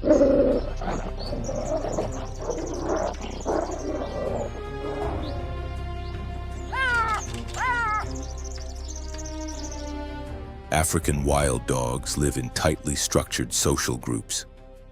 A dominant breeding pair, male and female, guides the pack's movements, hunting decisions, and overall survival.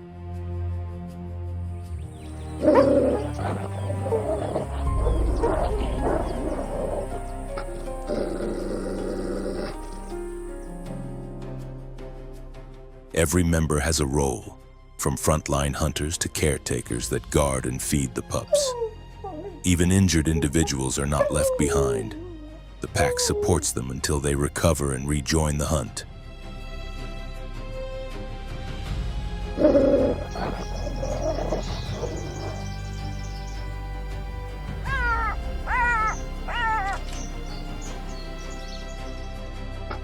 A wild dog hunt is never a solitary effort.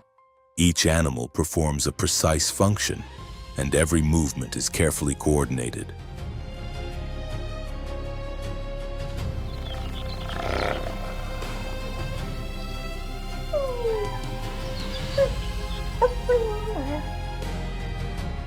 Unlike cheetahs, which rely on brief bursts of speed, or lions, which depend on power, wild dogs employ a different strategy altogether: endurance hunting.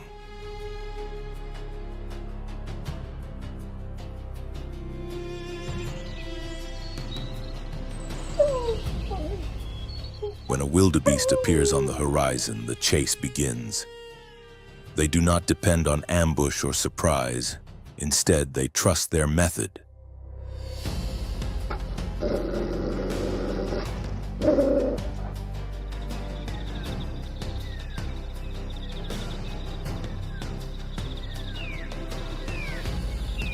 A few dogs initiate the pursuit, forcing the prey to flee. But this will not be a short sprint.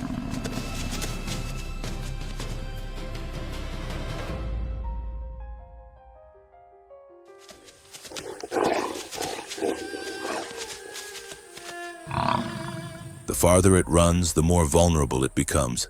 The pack takes turns leading the chase. When one dog slows, another seamlessly replaces it, ensuring constant pressure.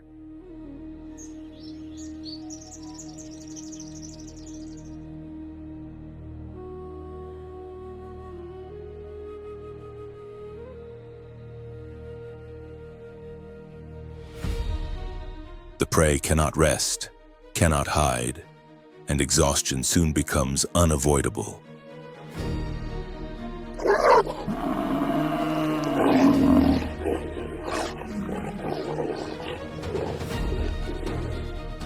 As panic sets in, strength fades. Breathing grows heavy, and speed declines. That is the moment the pack closes in.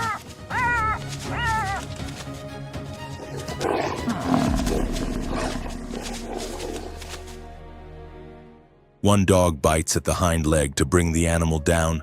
Another blocks its escape. Within seconds, the entire pack surrounds the prey, bringing the hunt to its swift conclusion, an unmistakable display of precision, cooperation, and survival at its most refined.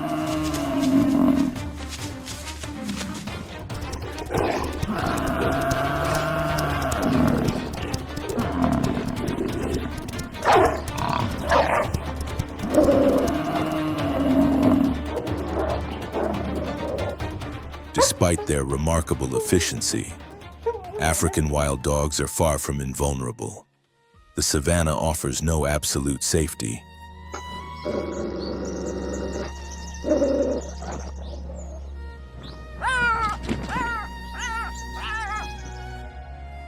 Lions, the undisputed apex predators, do not see them as true rivals. Yet they may still attack a pack simply to eliminate competition.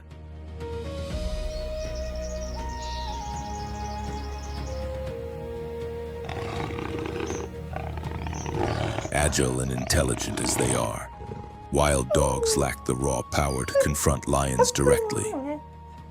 When When faced with such danger, their only option is to flee.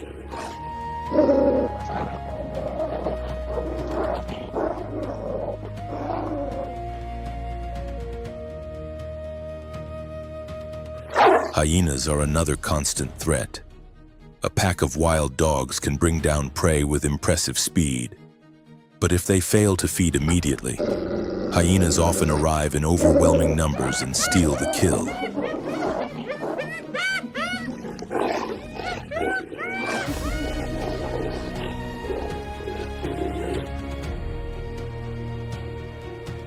The dogs cannot defend their meal through force alone, nor can they afford to hesitate. They must eat quickly and move on before their presence draws unwanted attention.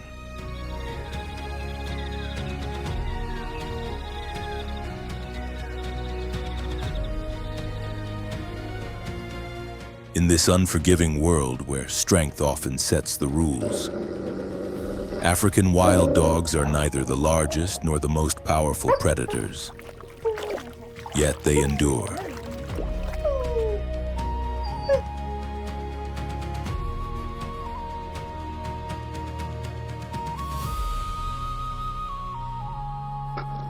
Through cooperation, sharp intelligence, and near-perfect hunting strategies, they have survived for thousands of years, earning their place as one of the most successful hunters on the African savanna.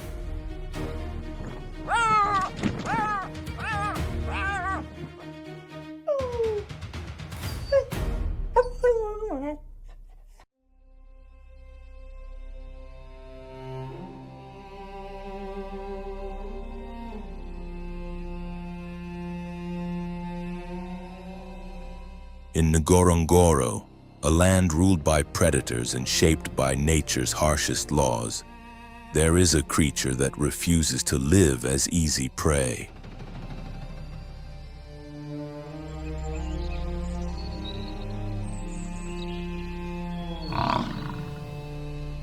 Within this unforgiving landscape stands one of the savanna's true warriors, the African buffalo.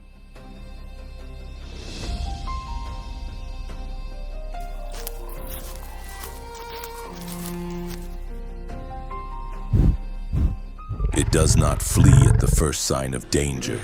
It does not surrender to fear. When threatened, it stands its ground, ready to fight. And in doing so, it can become a formidable challenge even for the most feared hunters.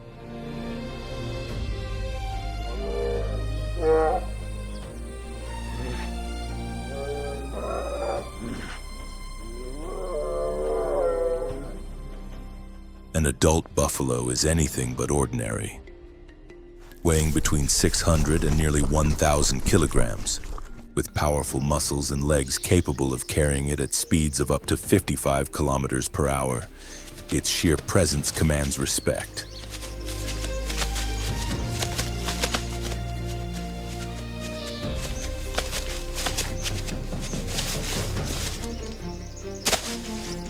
Its most dangerous weapons are its massive curved horns, hard as iron and designed for combat.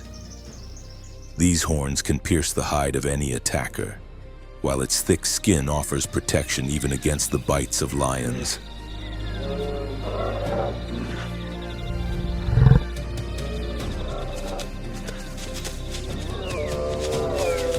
Buffaloes are not helpless victims, they are battle-hardened survivors of the wild.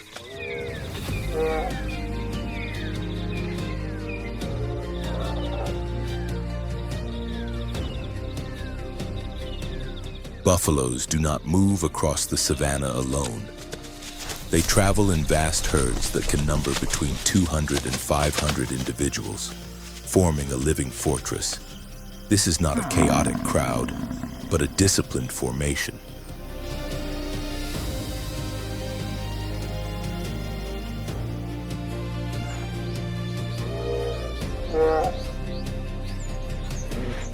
Calves and females remain protected at the center, while the strongest and most experienced males take position along the outer edges, ready to confront danger.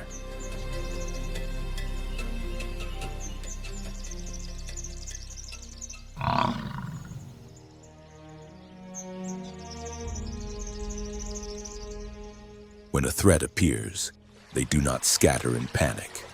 Instead, they stand united, hold their ground, and face their enemy with unyielding resolve.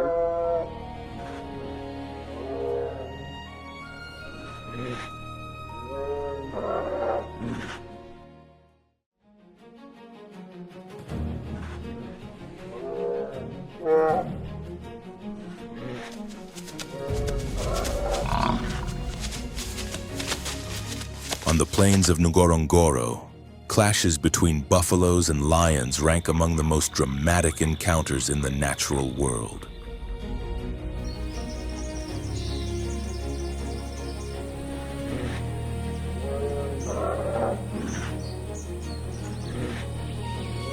Lions, Africa's apex predators, constantly search for opportunities to isolate a buffalo, yet they know the danger is extreme.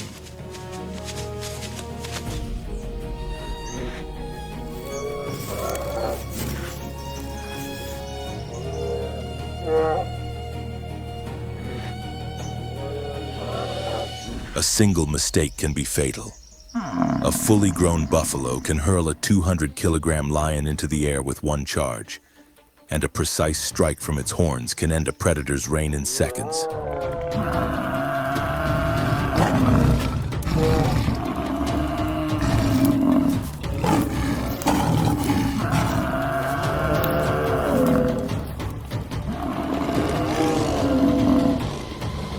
Time and again, buffaloes have killed lions, crushing ribs, breaking spines, and shattering skulls in acts of fierce resistance.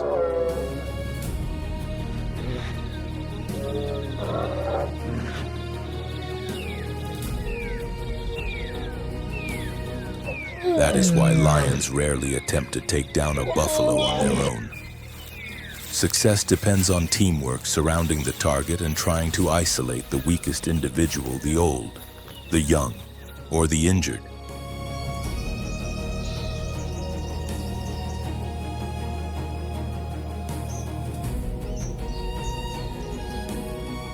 Even then, a buffalo is never an easy target.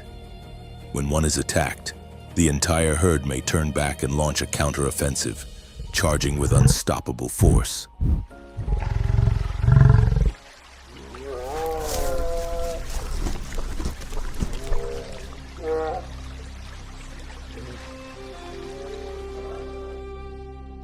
Their sharpened horns and raw power can scatter even the most seasoned lions, forcing them to retreat.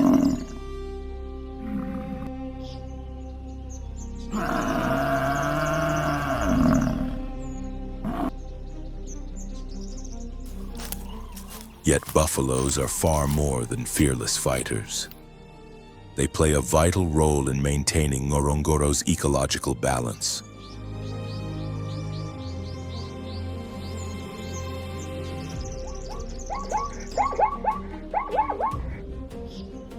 As they move across the land, they graze tall grasses, creating open spaces that benefit smaller herbivores such as gazelles and impalas, and helping to preserve the natural structure of the ecosystem.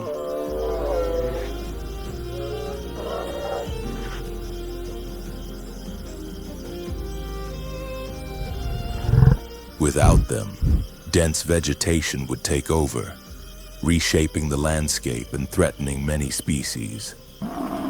They also share a unique partnership with oxpeckers, birds that feed on parasites from their skin.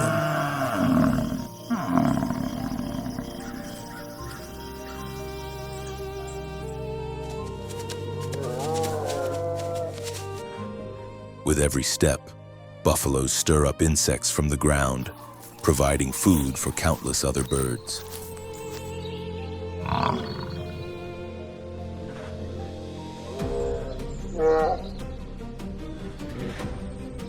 Buffaloes are not merely large grazers, they are giants that refuse to bow to predators.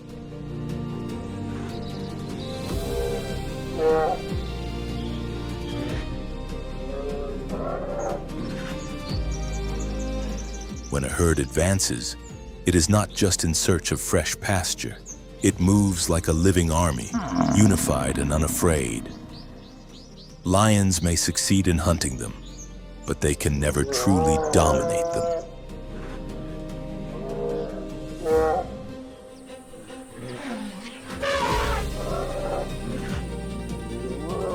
In a world where survival is written in blood and strength determines fate, few animals dare to confront Africa's most powerful predators.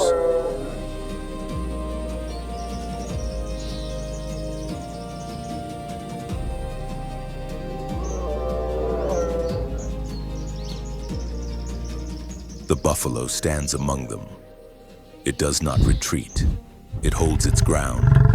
It fights, and when necessary, it drives even the mightiest hunters into flight. This is the legacy of Ngorongoro's indomitable warriors.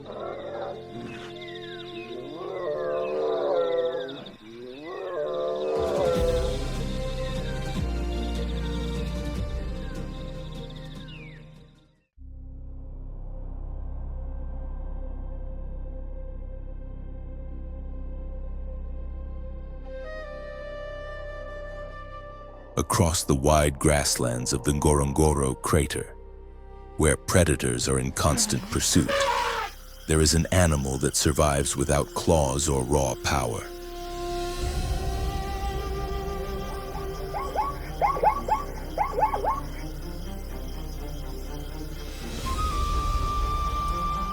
Its greatest defenses are speed, strategy, and a mystery that has fascinated scientists for centuries: the zebra.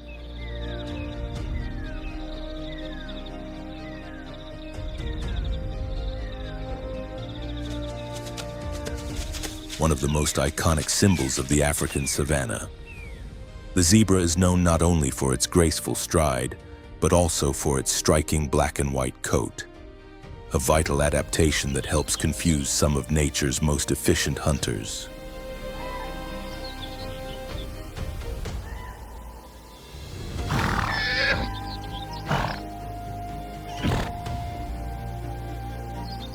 For decades, researchers have sought to uncover the true purpose of those bold stripes. Are they simply a unique pattern, or do they serve a critical function?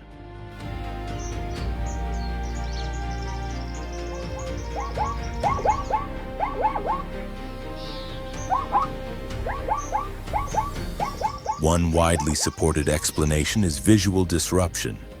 A single zebra may stand out in the open, but when a herd moves together, their overlapping patterns merge into a shifting optical illusion.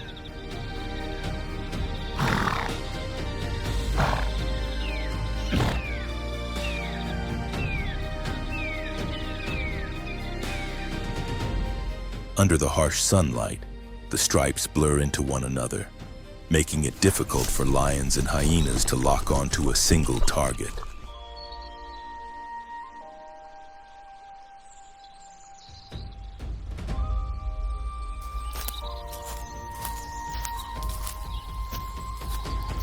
Recent studies suggest another remarkable advantage: temperature regulation. In the intense African heat, the white stripes reflect sunlight while the black stripes absorb warmth, creating subtle air currents along the body.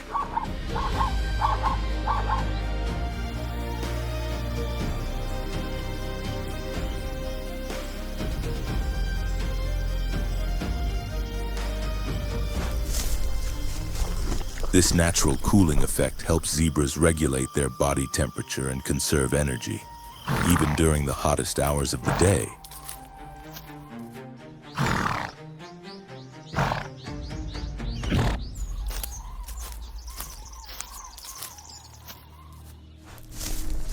Perhaps the most unexpected benefit of the striped coat is protection against insects.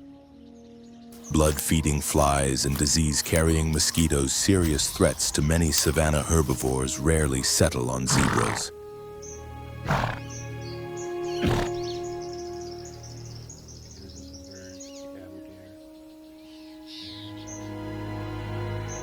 Scientists believe the sharp contrast of the stripes disrupts the insect's vision, preventing them from landing accurately. This gives zebras an important defense against parasites and infection.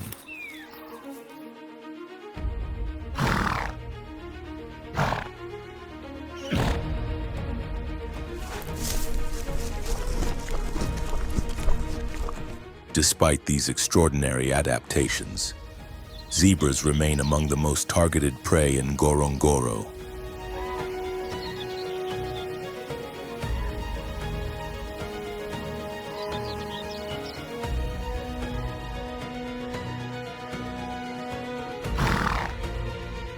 Lions, hyenas, and cheetahs all rely on them as a key food source, and it is common to see entire herds racing across the plains in desperate escape.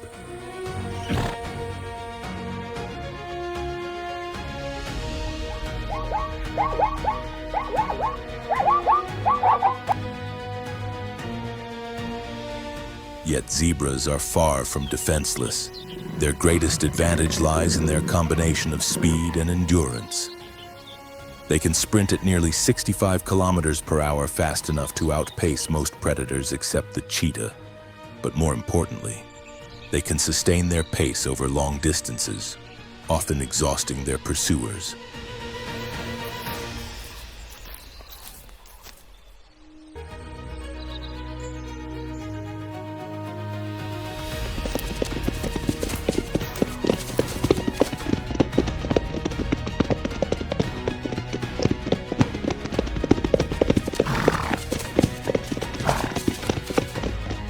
And when escape is no longer possible, zebras fight back.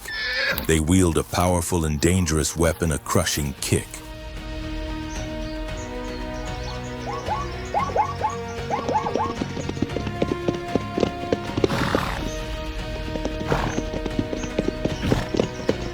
A well-placed strike from an adult can break bones, inflict serious injuries, and even disable a lion, forcing the attacker to retreat.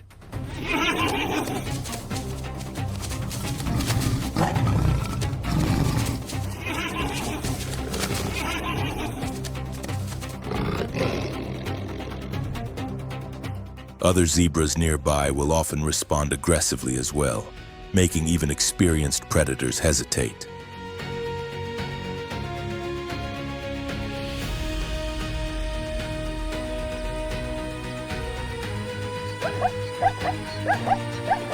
Beyond their powerful legs, zebras also possess surprisingly strong jaws.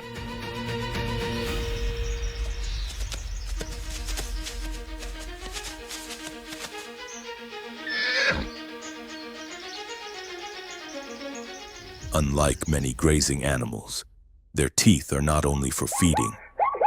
When threatened at close range, they can deliver painful bites capable of injuring a predator and ending the hunt altogether.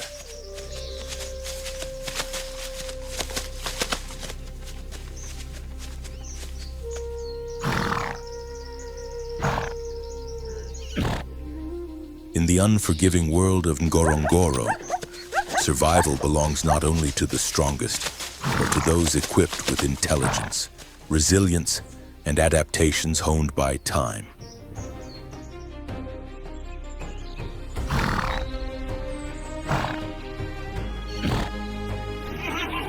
And among them, the zebra stands as a master of endurance and defense on the African plains.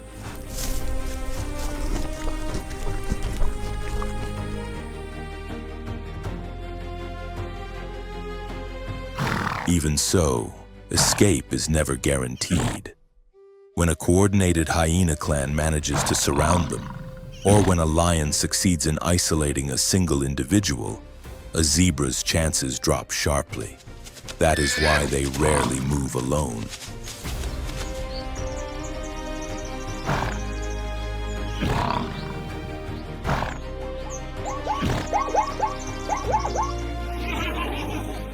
Survival depends on the shifting patterns of their stripes and the safety found within the herd, where confusion and numbers offer their best protection.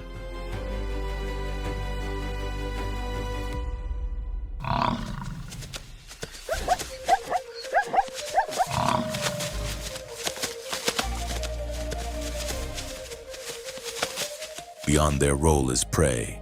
Zebras are essential engineers of the Ngorongoro ecosystem. By grazing on tall, coarse grasses, they clear the way for smaller herbivores such as Thompson's gazelles and wildebeest, helping maintain balance across the plains.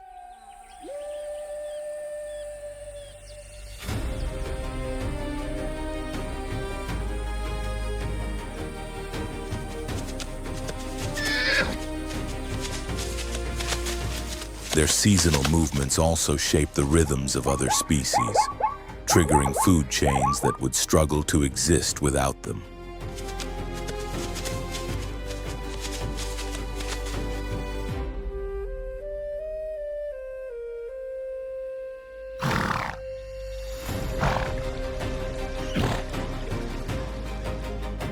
Ultimately, zebras are far more than targets for predators.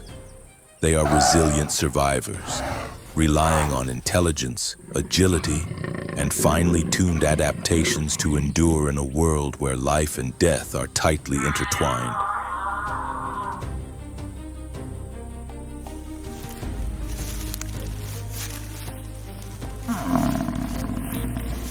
Across the vast African plains, they continue to move forward with quiet determination. Their stripes confounding hunters generation after generation, standing among the most enduring species on the continent.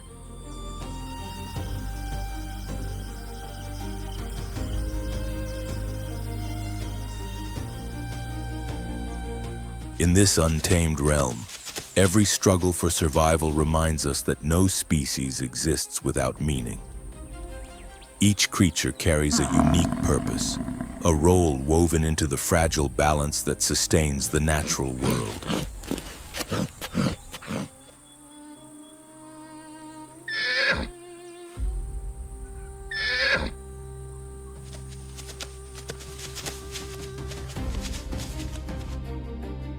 From the most powerful predators to the most vulnerable prey, all are vital links in a chain that has kept life moving forward for thousands of years.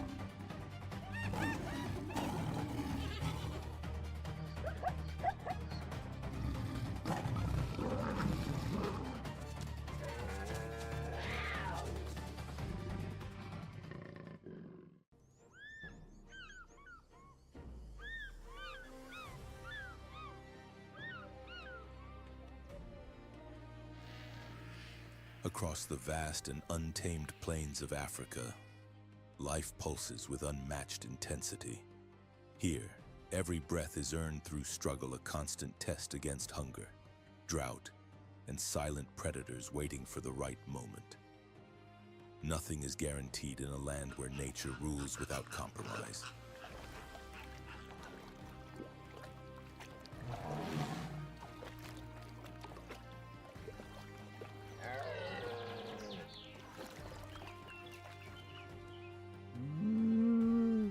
In this unforgiving world, balance is preserved by an ancient and unyielding law. Some must fall so that countless others can move forward.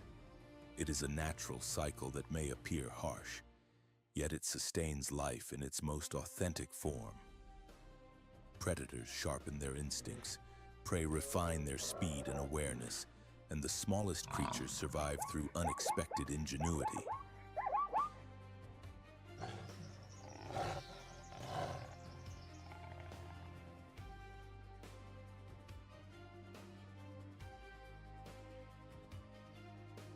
Each sunrise signals the beginning of new trials. In a single day, a frantic chase may unfold, a deadly confrontation may occur, or survival may be secured through sheer perseverance.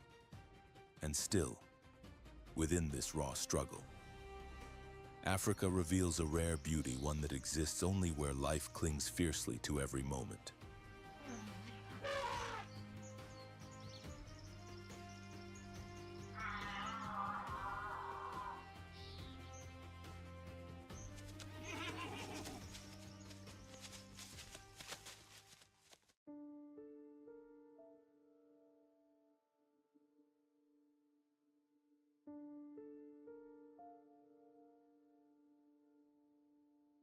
Millions of years ago, Mount Lengai scattered a unique ash across the land, rich in calcium and phosphorus.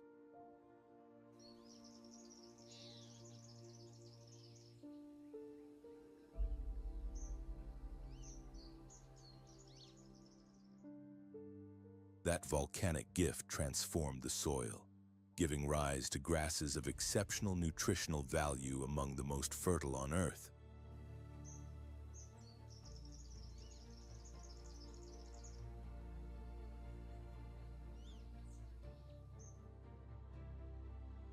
For this reason, wildebeest do not follow rainfall alone. They are also guided by an ancient geological memory. The mineral ash continues to nourish vast plains, spreading like a living mantle over ancient basalt rock.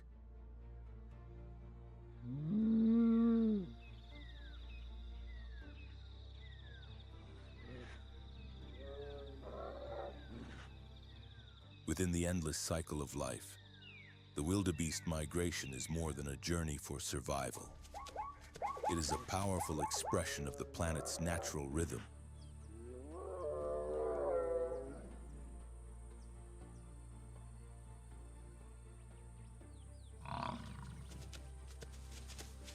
An immense herd, estimated at nearly 1.5 million animals, remains in constant motion.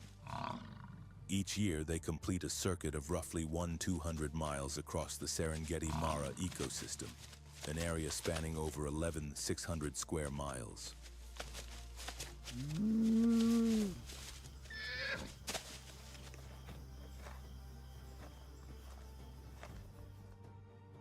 Half of this passage unfolds across Tanzania's Serengeti Plains, while the remainder stretches into Kenya's Masai Mara National Reserve.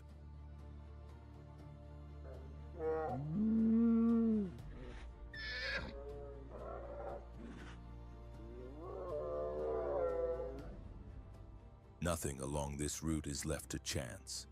Every shift follows an order shaped by survival instinct.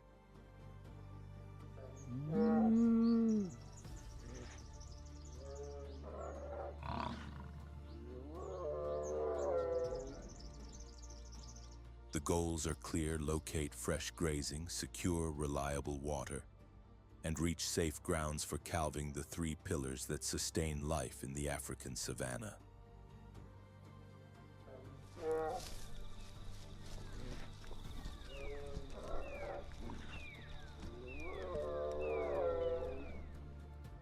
When rainfall transforms a region and new green growth emerges, the herd moves without hesitation. Old ranges are left behind not from neglect, but because life demands forward motion.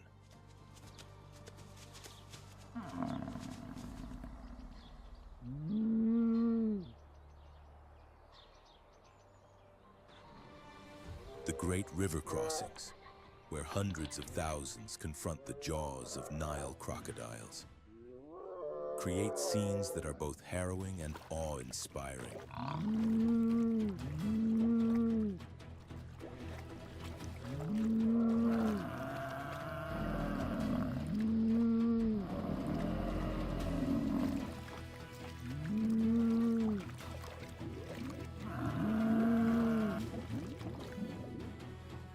Each migration season, an estimated 35,000 pounds of animal remains enter the rivers.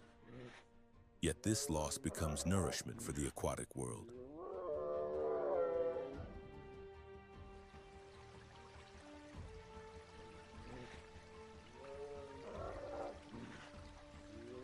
Phosphorus levels rise by more than 450%. Carbon nearly doubles, and nitrogen increases by 78%. In this way, nutrients are rapidly recycled, enriching riverbeds and sustaining countless forms of life.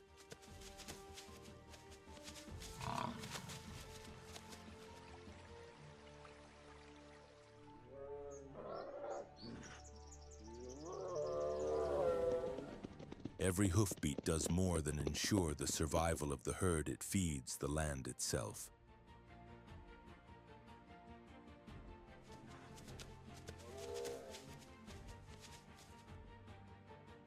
In their endless movement, wildebeest carry the deep heartbeat of East Africa, binding geology, grass, water, and life into a single enduring rhythm.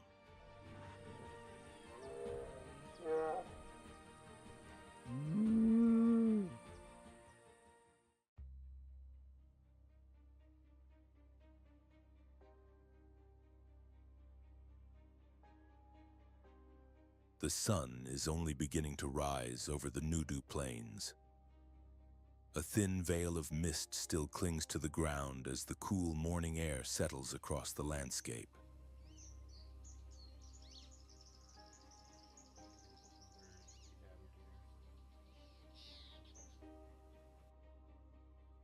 In the hush of dawn, a coalition of lionesses moves carefully toward their target.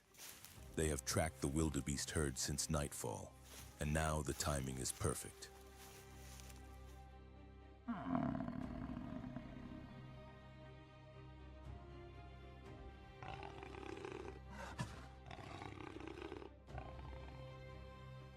One young animal starts to lag behind, and the hunters know the window of opportunity will be brief.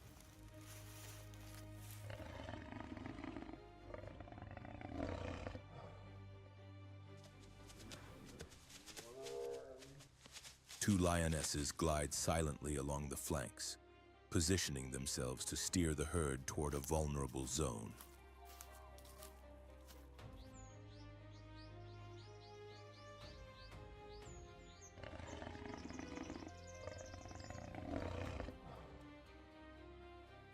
At the same time, another waits ahead, concealed in the grass, prepared to block the escape at the critical moment.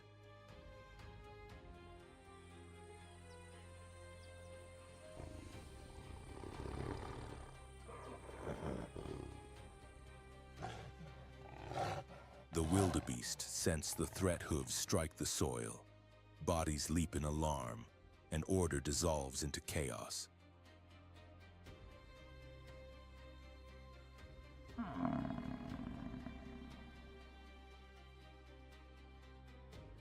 The herd surges toward open ground. In an instant, the hidden lioness bursts from the grass.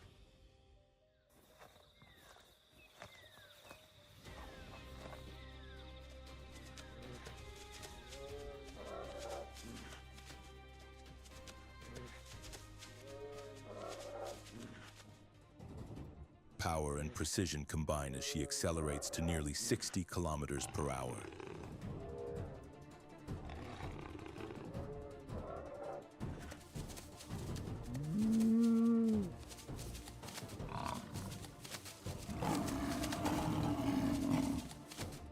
Her claws lock into the prey's side, and a decisive grip to the throat cuts off both airflow and circulation.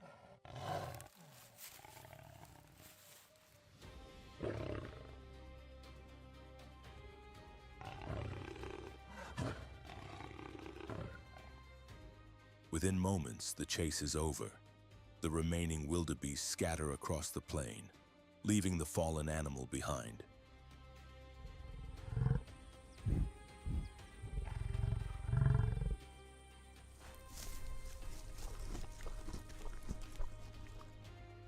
Among lions, males with darker, fuller manes typically carry higher testosterone levels, signaling strength, dominance, and defensive capability.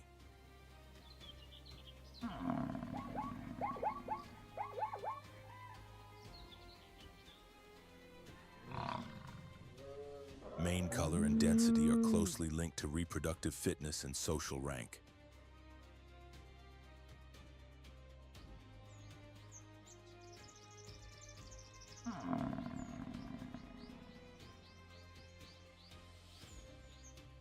The cubs, meanwhile, are not limited to a single mother.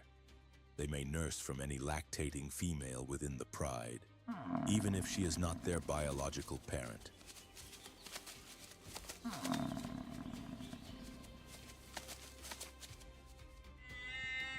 This shared care greatly improves cub survival and strengthens the social bonds that hold the pride together.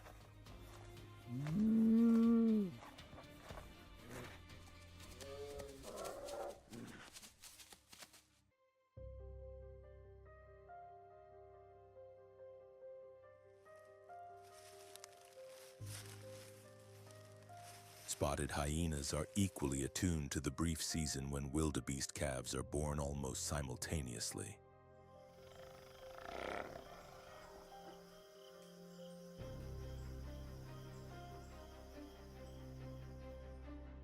Hyenas are equally attuned to the brief season when wildebeest calves are born almost simultaneously. Their image as mere scavengers tells only part of the story.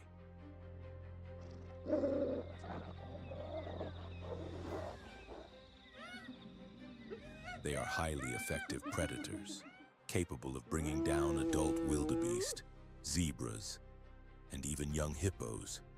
In fact, an estimated 60 to 95% of their diet comes from animals they hunt themselves.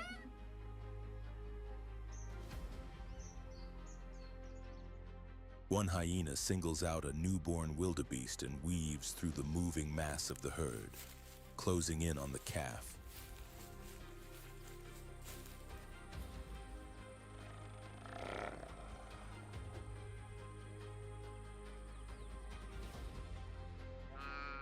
A powerful bite lands on the hip, but the mother reacts instantly.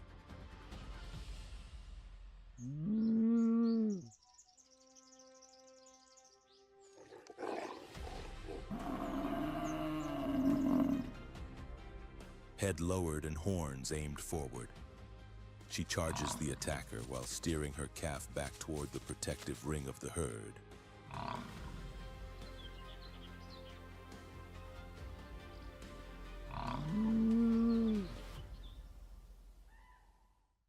The Ngorongoro crater is more than an ideal landscape for ambush. It also serves as a natural stronghold for hyena societies.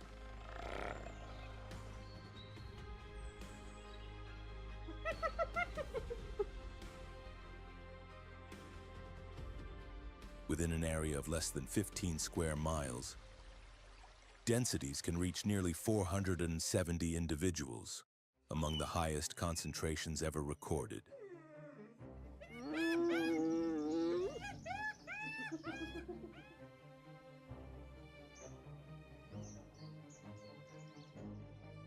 Far beyond the crater, across the open plains of the Serengeti, another relentless hunt unfolds.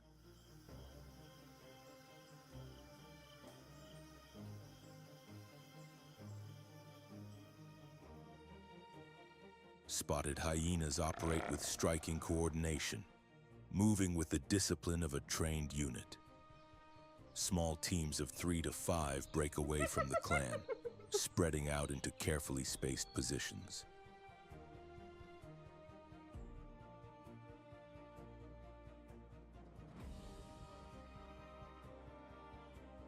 Their success relies less on bursts of speed and more on extraordinary endurance.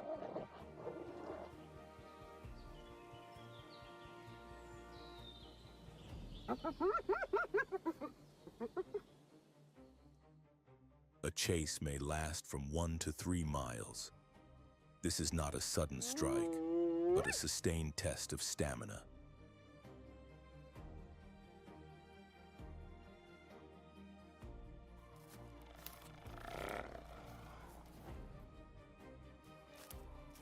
Hyenas do not need to outrun their prey, only to outlast it. When exhaustion takes hold, the first decisive bites seal the outcome.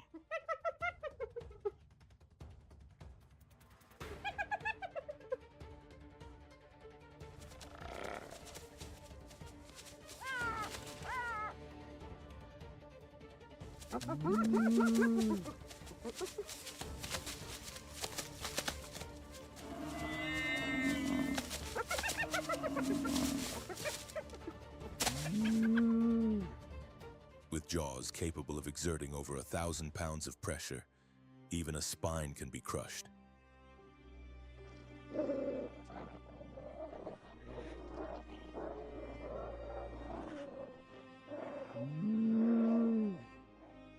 Unlike many predators, hyenas leave almost nothing behind.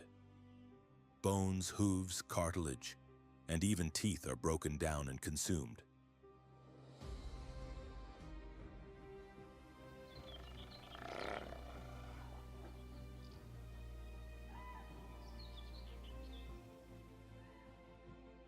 Ecologically, they rank among nature's most efficient recyclers.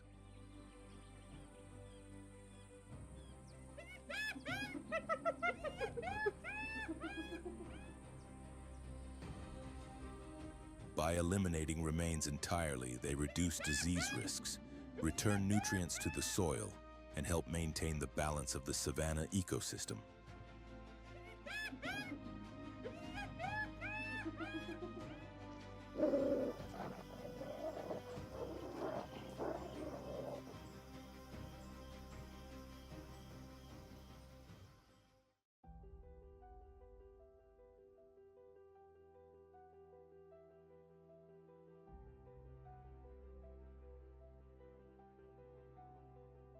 The plain zebra carries a coat marked by a pattern found nowhere else in nature. No two individuals share the same arrangement of stripes. This uniqueness not only helps researchers identify them, but also allows zebras to recognize one another within herds numbering in the thousands.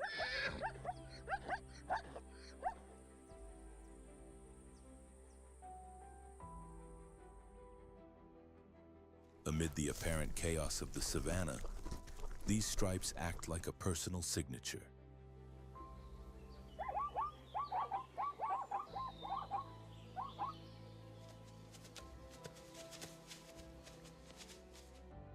Why zebras evolve such markings has intrigued scientists for decades.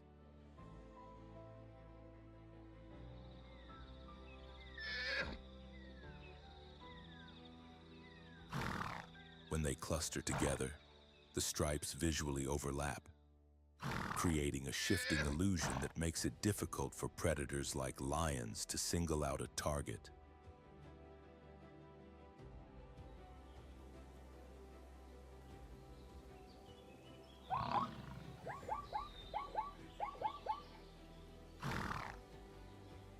Recent studies also suggest that the polarized light reflected by the stripes disrupts the navigation of horseflies and biting flies, lowering the chance of insect attacks.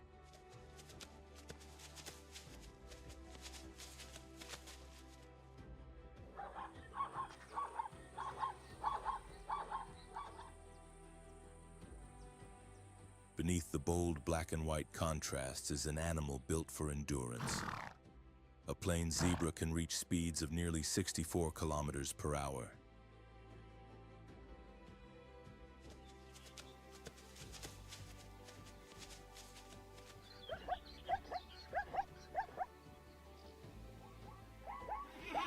During the Great Migration, their role is far more than that of followers. They move ahead of the herds, feeding on coarse, dry grasses and clearing the way for fresh, nutrient-rich shoots that later sustain millions of wildebeest.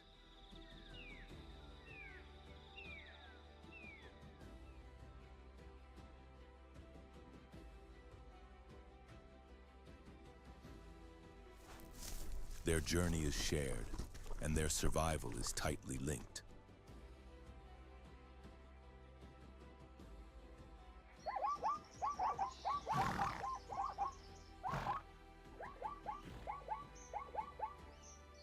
This strategy allows zebras to cross landscapes low in nutrients while quietly shaping the ecosystem itself.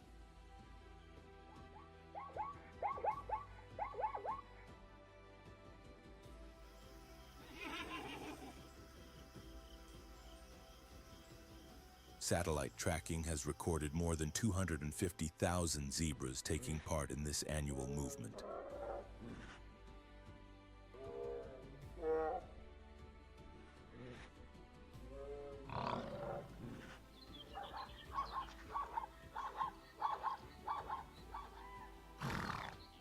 Their hippocampus, the brain region responsible for spatial memory, is especially well developed, enabling them to navigate vast distances with remarkable accuracy.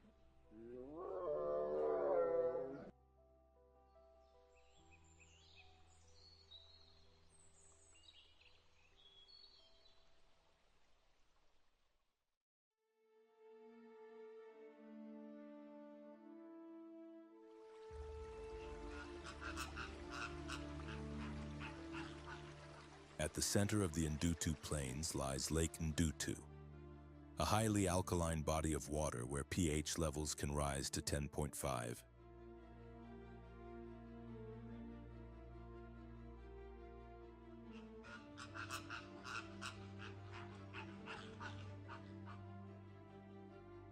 While these conditions are inhospitable to most aquatic species, the lake's high sodium carbonate content creates an ideal setting for microalgae such as spirulina to thrive.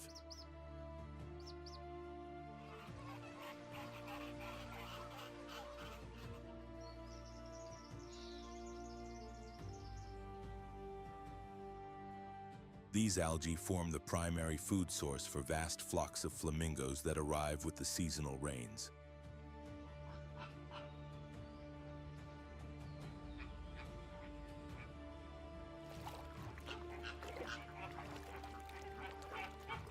During years of heavy rainfall, Lake Ndutu can become a gathering point for hundreds of thousands of lesser flamingos, the smallest of all flamingo species. They are also the most numerous, with an estimated population of over 2.2 million across East Africa.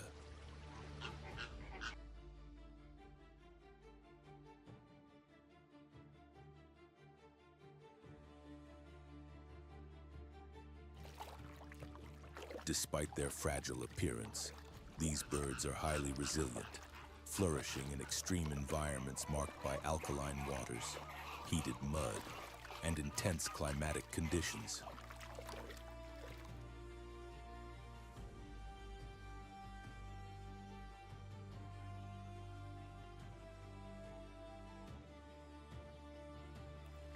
Their diet is made up almost entirely of cyanobacteria and diatoms, organisms rich in carotenoids, the pigments responsible for their distinctive pink-orange coloration.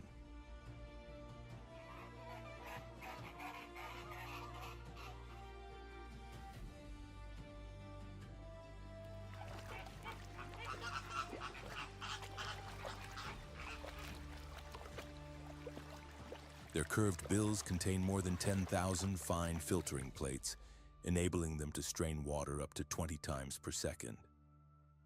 This remarkably efficient feeding system stands as one of nature's most sophisticated biological filtration mechanisms.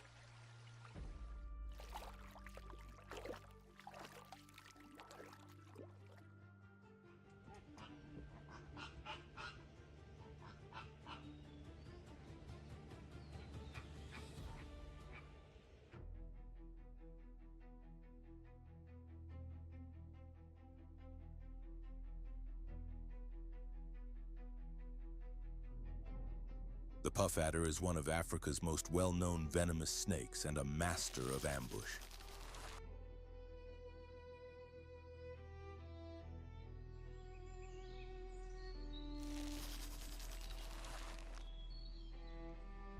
Its name comes from a distinctive defensive display when threatened. It inflates its body and releases a loud, explosive hiss.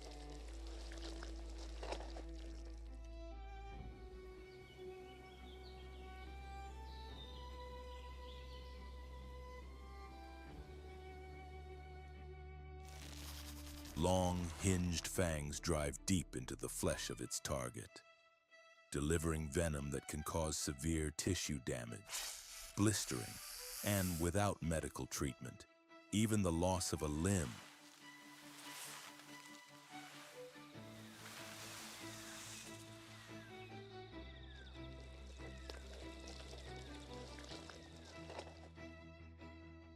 According to the World Health Organization, this species is responsible for more human fatalities than any other snake in Africa.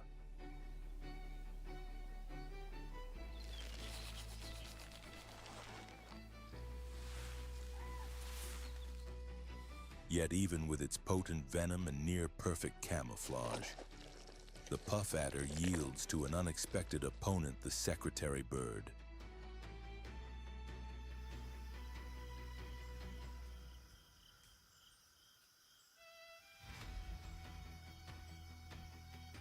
Named for its gray plumage and the long feathers at the back of its head that resemble old-fashioned quill pens, this bird breaks the mold of typical raptors.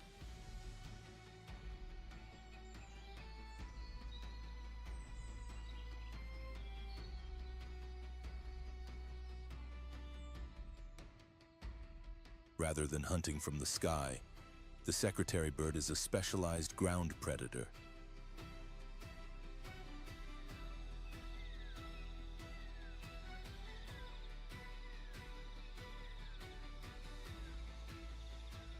It is especially famous for its ability to hunt and kill snakes, including highly dangerous species such as cobras and puff adders.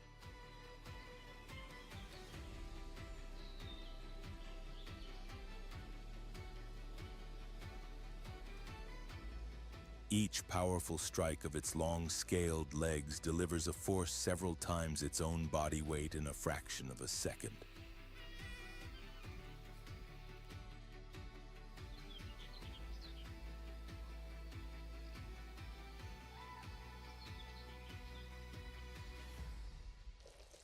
These blows are not only fast, but precisely aimed, most often targeting the head or neck, allowing the bird to neutralize its prey with remarkable efficiency.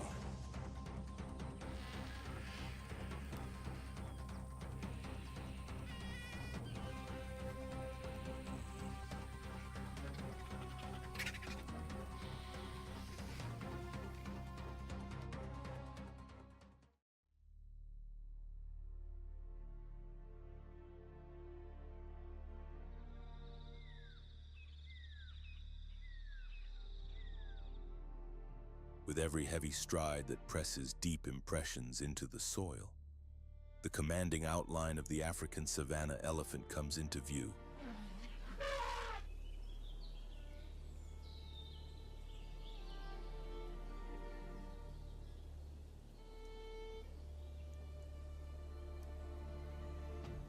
Its sheer size and overwhelming strength make it an animal few dare to challenge, so formidable that even Nile crocodiles tend to keep their distance.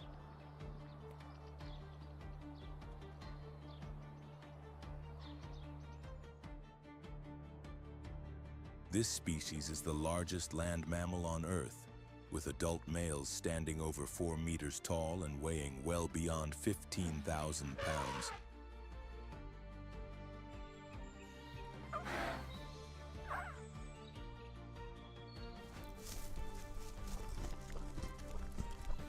Its massive ears, shaped much like the African continent itself, fan constantly through the air.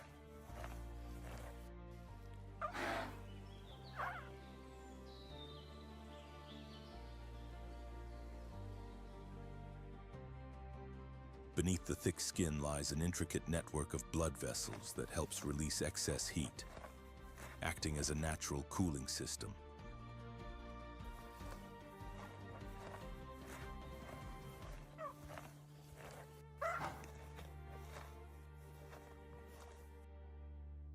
The trunk, astonishingly flexible and powerful, contains more than 40,000 muscles and serves countless purposes, from drawing up water to communicating and handling food.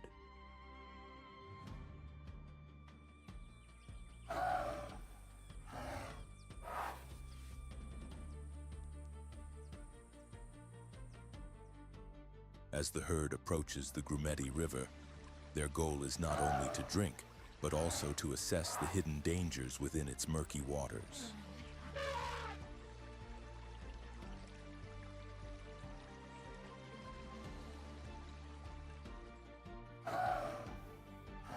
Adults pause for long moments, scanning the surroundings with careful attention.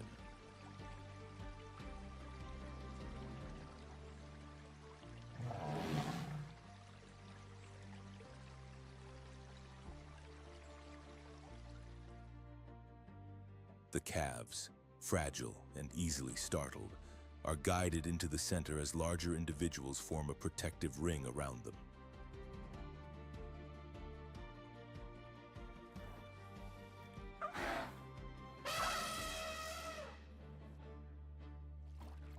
Every decision is shaped by the experience and memory of the matriarch, the oldest female in the group.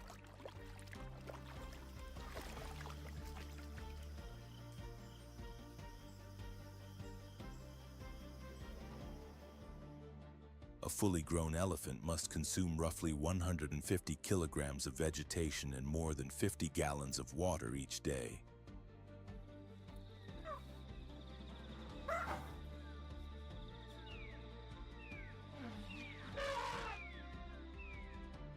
When grasslands dry out, their curved tusks are used to dig shallow wells, reaching underground water that sustains both the herd and other animals.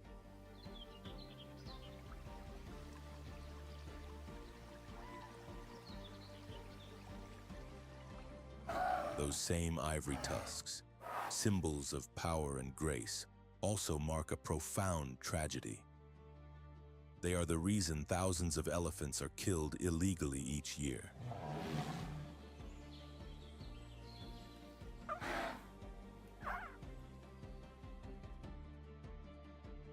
Yet despite this threat, elephants remain essential to the balance of the Serengeti.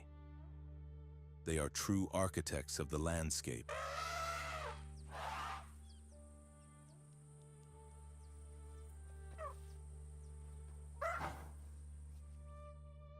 What they leave behind is far more than waste. Elephant dung is rich in nutrients and scattered with seeds. Carried across vast distances, in this way, each passing herd helps new trees take root and supports the long-term renewal of the savanna.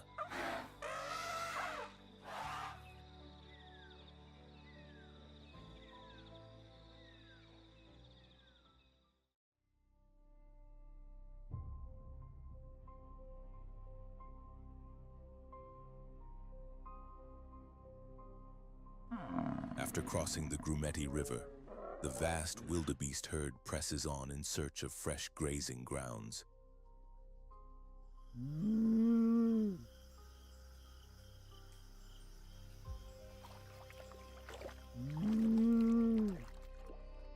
But ahead lies a predator unlike any other one that has mastered cooperation to an extraordinary degree: the African wild dog.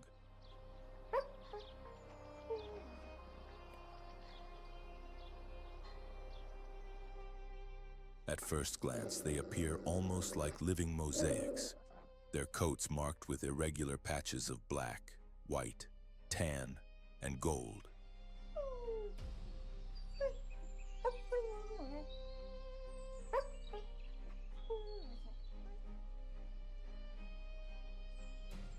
No two individuals look alike. These distinctive patterns help them blend into the surrounding vegetation. But camouflage alone is not what defines their success.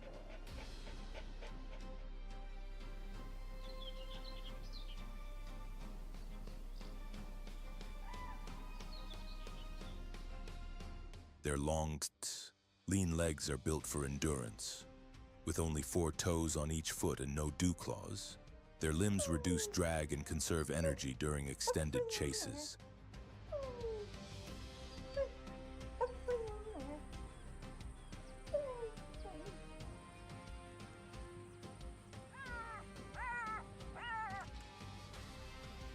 Large rounded ears swivel constantly, acting as highly sensitive receivers that pick up distant sounds across the open plains.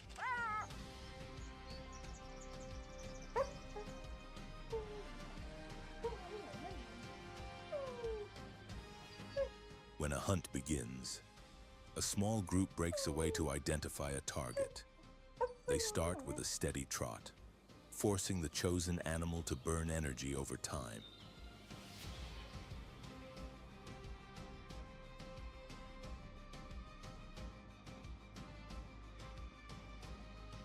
As the pursuit unfolds, different pack members rotate in and out, maintaining relentless pressure without exhausting any single hunter.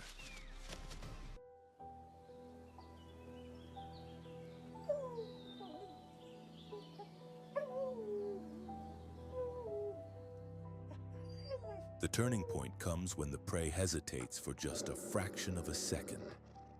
In that instant, the entire pack surges forward, reaching speeds of over 60 kilometers per hour.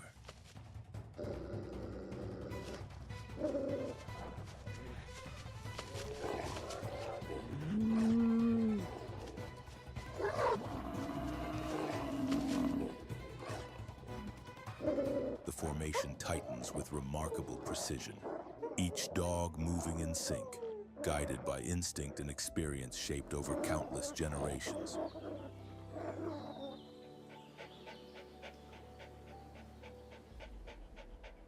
According to research from the Wildlife Conservation Society, African wild dogs succeed in roughly 70 to 90% of their hunts, the highest success rate among large carnivores.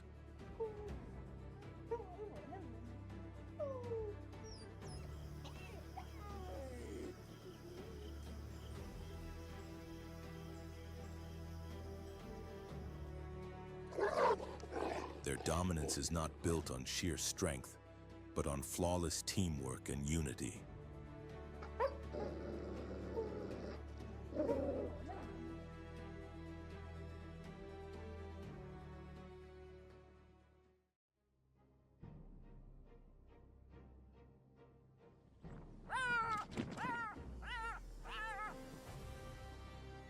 The marabou stork, often called the Undertaker bird, earns this name not only from its somber appearance, but from its crucial role as one of nature's most efficient recyclers.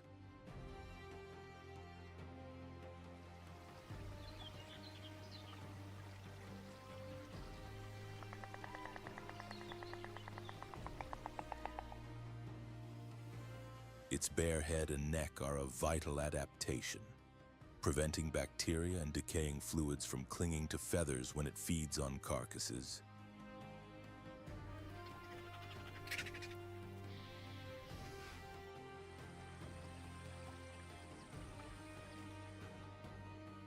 If these areas were feathered, harmful organic matter could easily accumulate and lead to serious infections.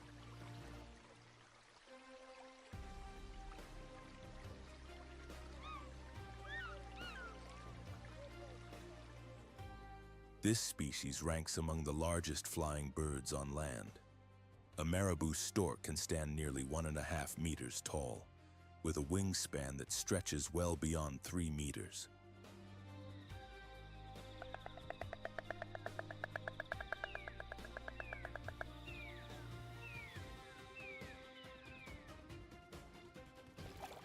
Despite its imposing size, it remains relatively lightweight thanks to the hollow structure of the bones in its legs and feet.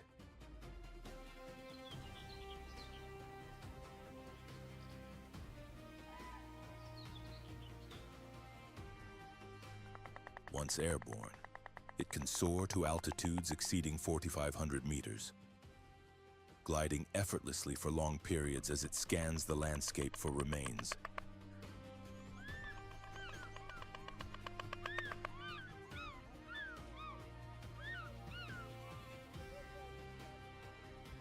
Marabou storks often work alongside vultures as part of the savanna's cleanup crew.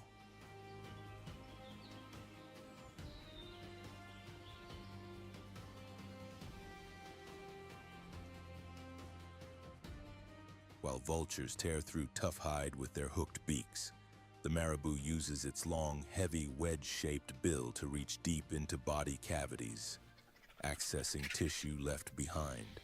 Together, they ensure that little is wasted and that the cycle of renewal continues.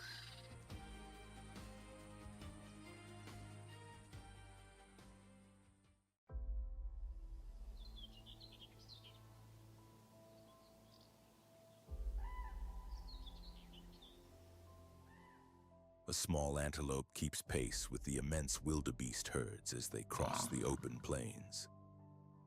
To watchful predators, especially cheetahs, it appears to be an inviting target.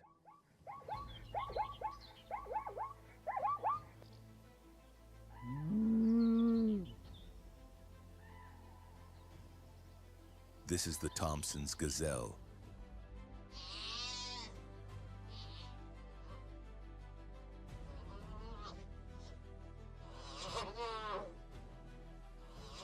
In a landscape where survival hinges on speed and awareness, it embodies a balance of elegance and vulnerability that endures within the harsh reality of the savanna.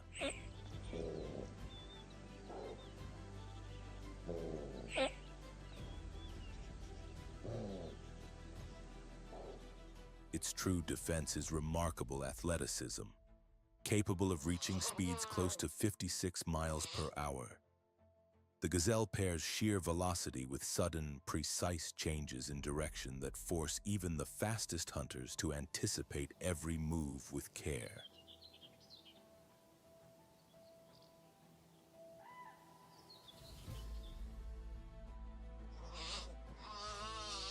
When danger draws near, it launches into stiff vertical leaps, lifting all four legs from the ground at once.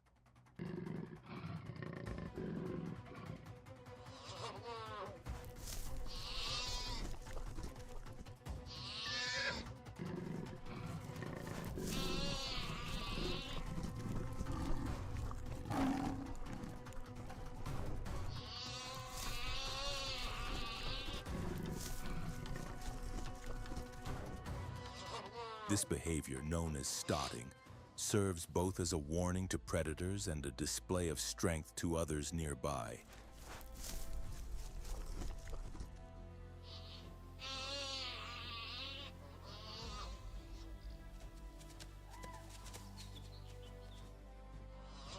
The Thompson's gazelle does not set the course of the migration.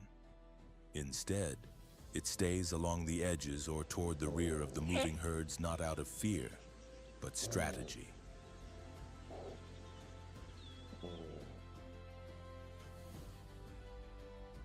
From these positions, it remains less conspicuous, conserves energy, and still takes advantage of the routes cleared by larger animals ahead.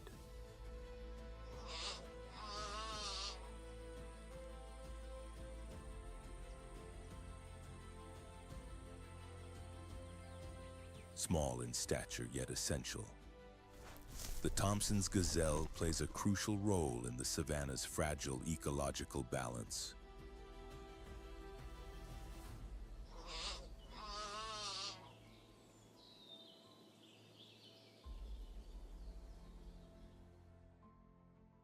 Each stride is a reminder that even among giants, the survival of the smallest helps maintain the rhythm and stability of the landscape.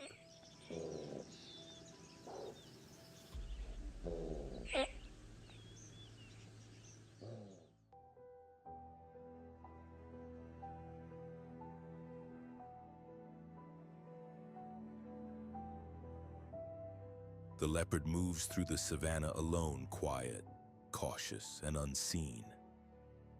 It survives not through numbers or dominance, but through concealment and perfect timing.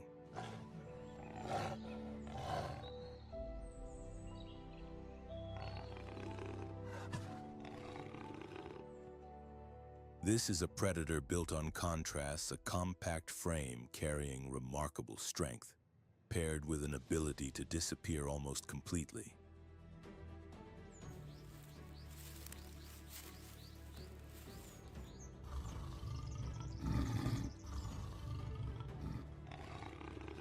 Unlike lions, leopards avoid direct conflict. Their survival depends on remaining unnoticed.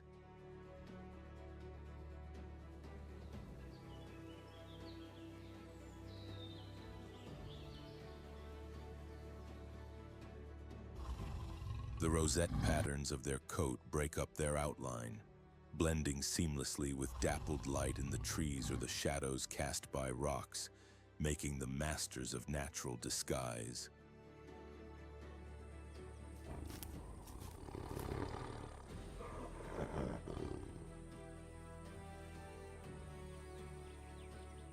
In near silence, the leopard studies its surroundings, measuring distance and opportunity with patience and precision.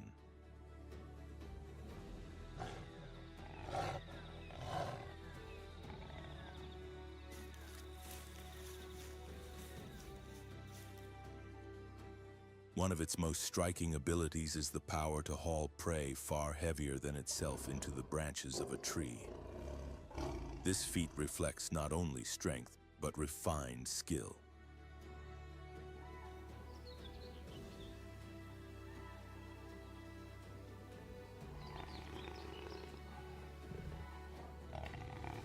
Its climbing ability, both upward and downward, is enhanced by an unusual anatomical adaptation, exceptionally flexible ankles.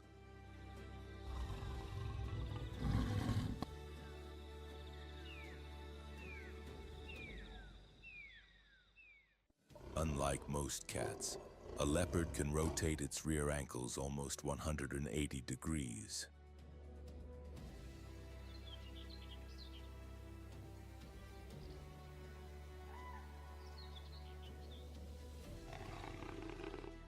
This allows it to grip tree trunks with its hind claws while descending head first, maintaining remarkable balance and control.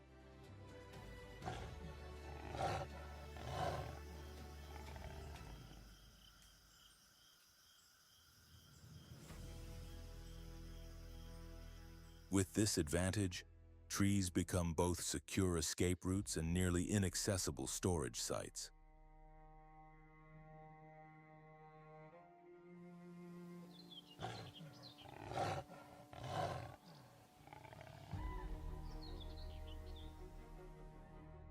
Leopards do not share their kills. They drag their prey into the canopy, where they can feed in safety, beyond the reach of scavengers such as hyenas and lions.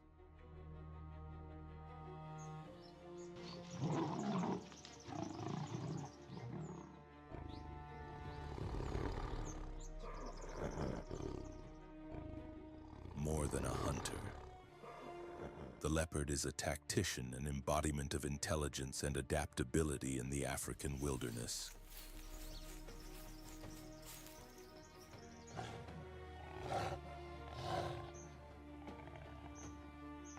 Solitary life demands constant awareness. There is no pride to rely on. Every hunt, every meal is earned alone.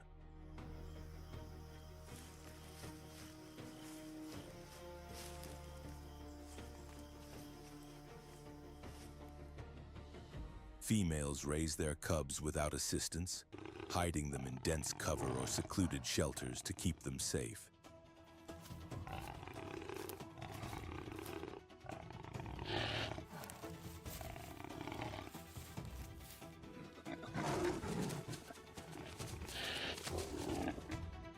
Even so, survival is never guaranteed.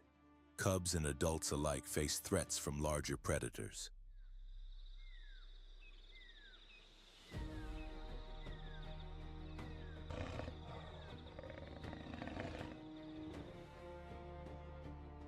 Yet among Africa's big cats, the leopard is the most versatile. It occupies open grasslands, thick forests, and rugged mountain slopes alike.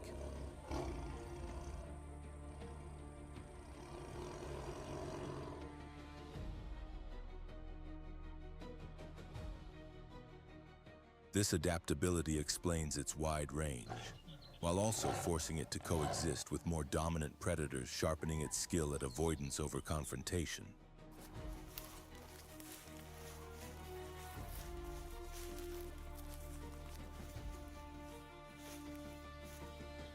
Stealth, quiet strength, and calculated intelligence define the leopard, a hunter both formidable and elusive, unseen until the moment the hunt is complete.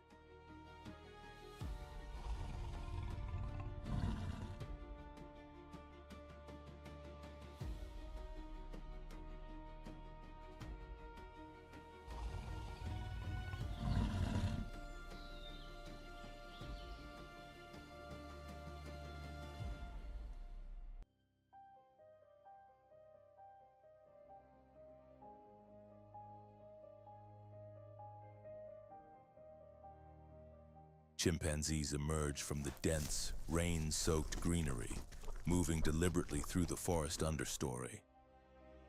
Their search focuses mainly on ripe fruit and seeds, though at times they coordinate to hunt small primates.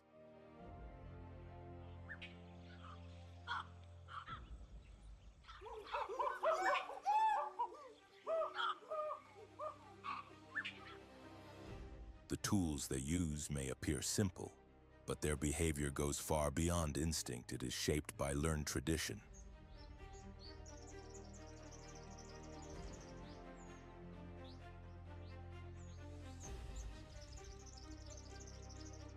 Each chimpanzee community develops its own set of techniques, passed down across generations.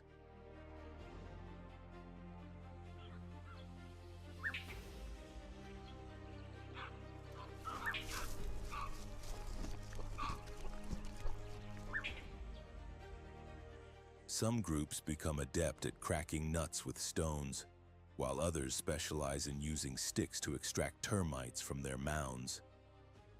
Every troop functions as a living archive of shared knowledge.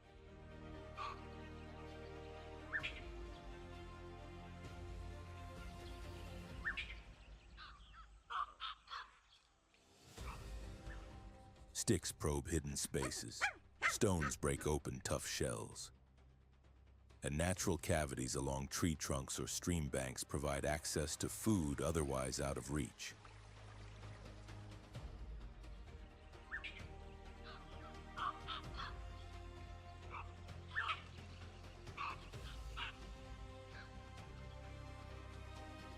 Research published in 2024 shows that chimpanzees do not rely on single tools alone.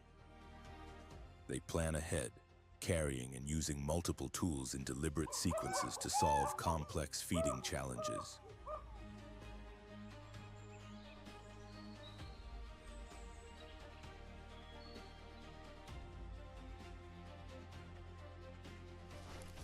Their diet is dominated by ripe fruit, which accounts for more than 60% of their foraging activity.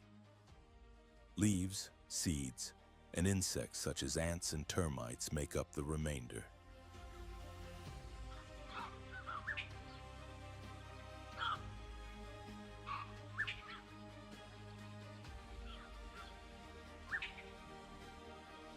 During the rainy season, forest productivity surges. Fruit becomes plentiful.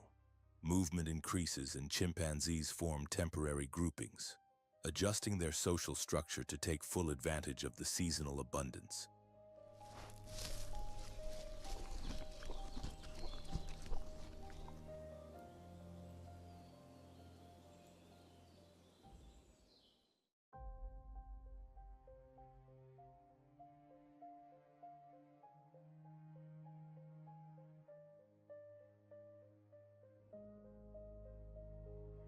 High above the forest floor, another hunter keeps watch from the bare limb of a tree.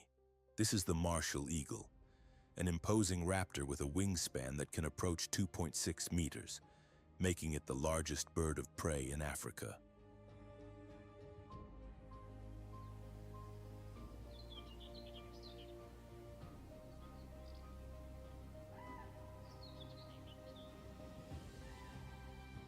From this vantage point, its exceptional eyesight scans the canopy for young monkeys or large birds moving through the foliage.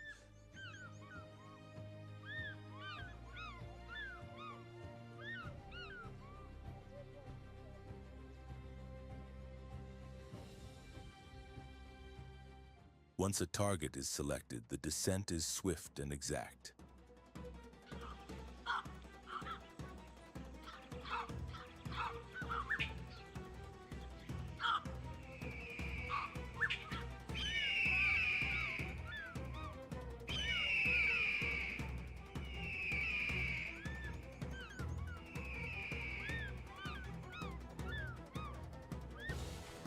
At this time of year, warm air rising from the land creates powerful updrafts that the martial eagle uses as natural aerial highways.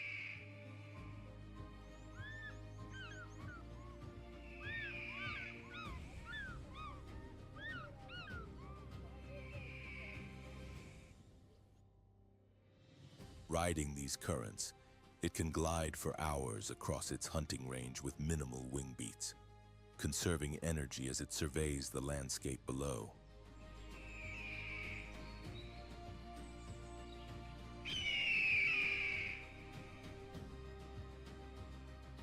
Within the forest ecosystem, this eagle plays a crucial role by regulating populations of smaller birds and insect eaters. It functions as the apex predator of the skies, maintaining balance in much the same way large carnivores do on the ground.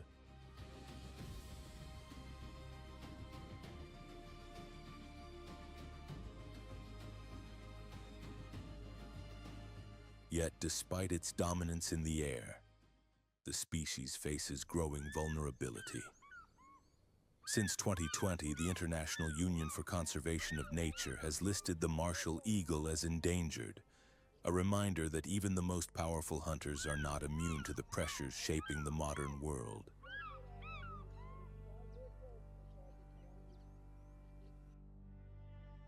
As the sun sinks behind the burning African horizon, the battlefield of survival slowly settles.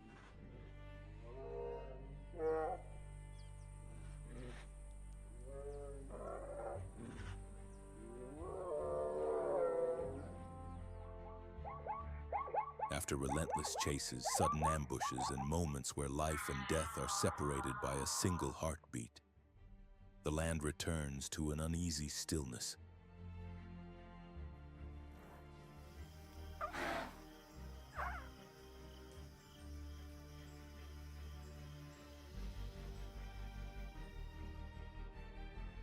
Here, every breath is earned, and survival is never a gift, it is a victory claimed through endurance.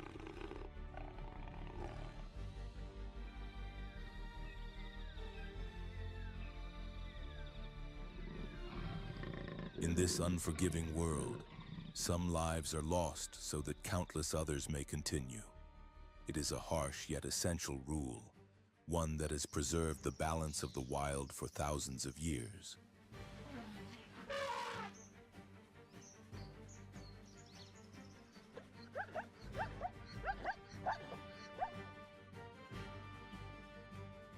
The resilient press forward, the vulnerable fade away, and the endless cycle prepares to begin again with the first light of dawn.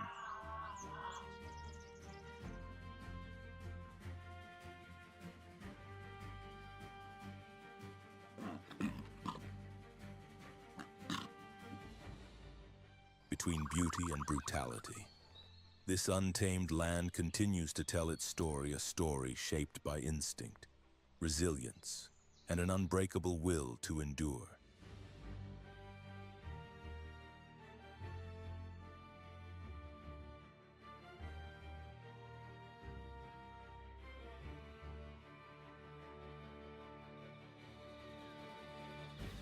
Africa remains alive, not because life is easy here, but because it refuses to surrender.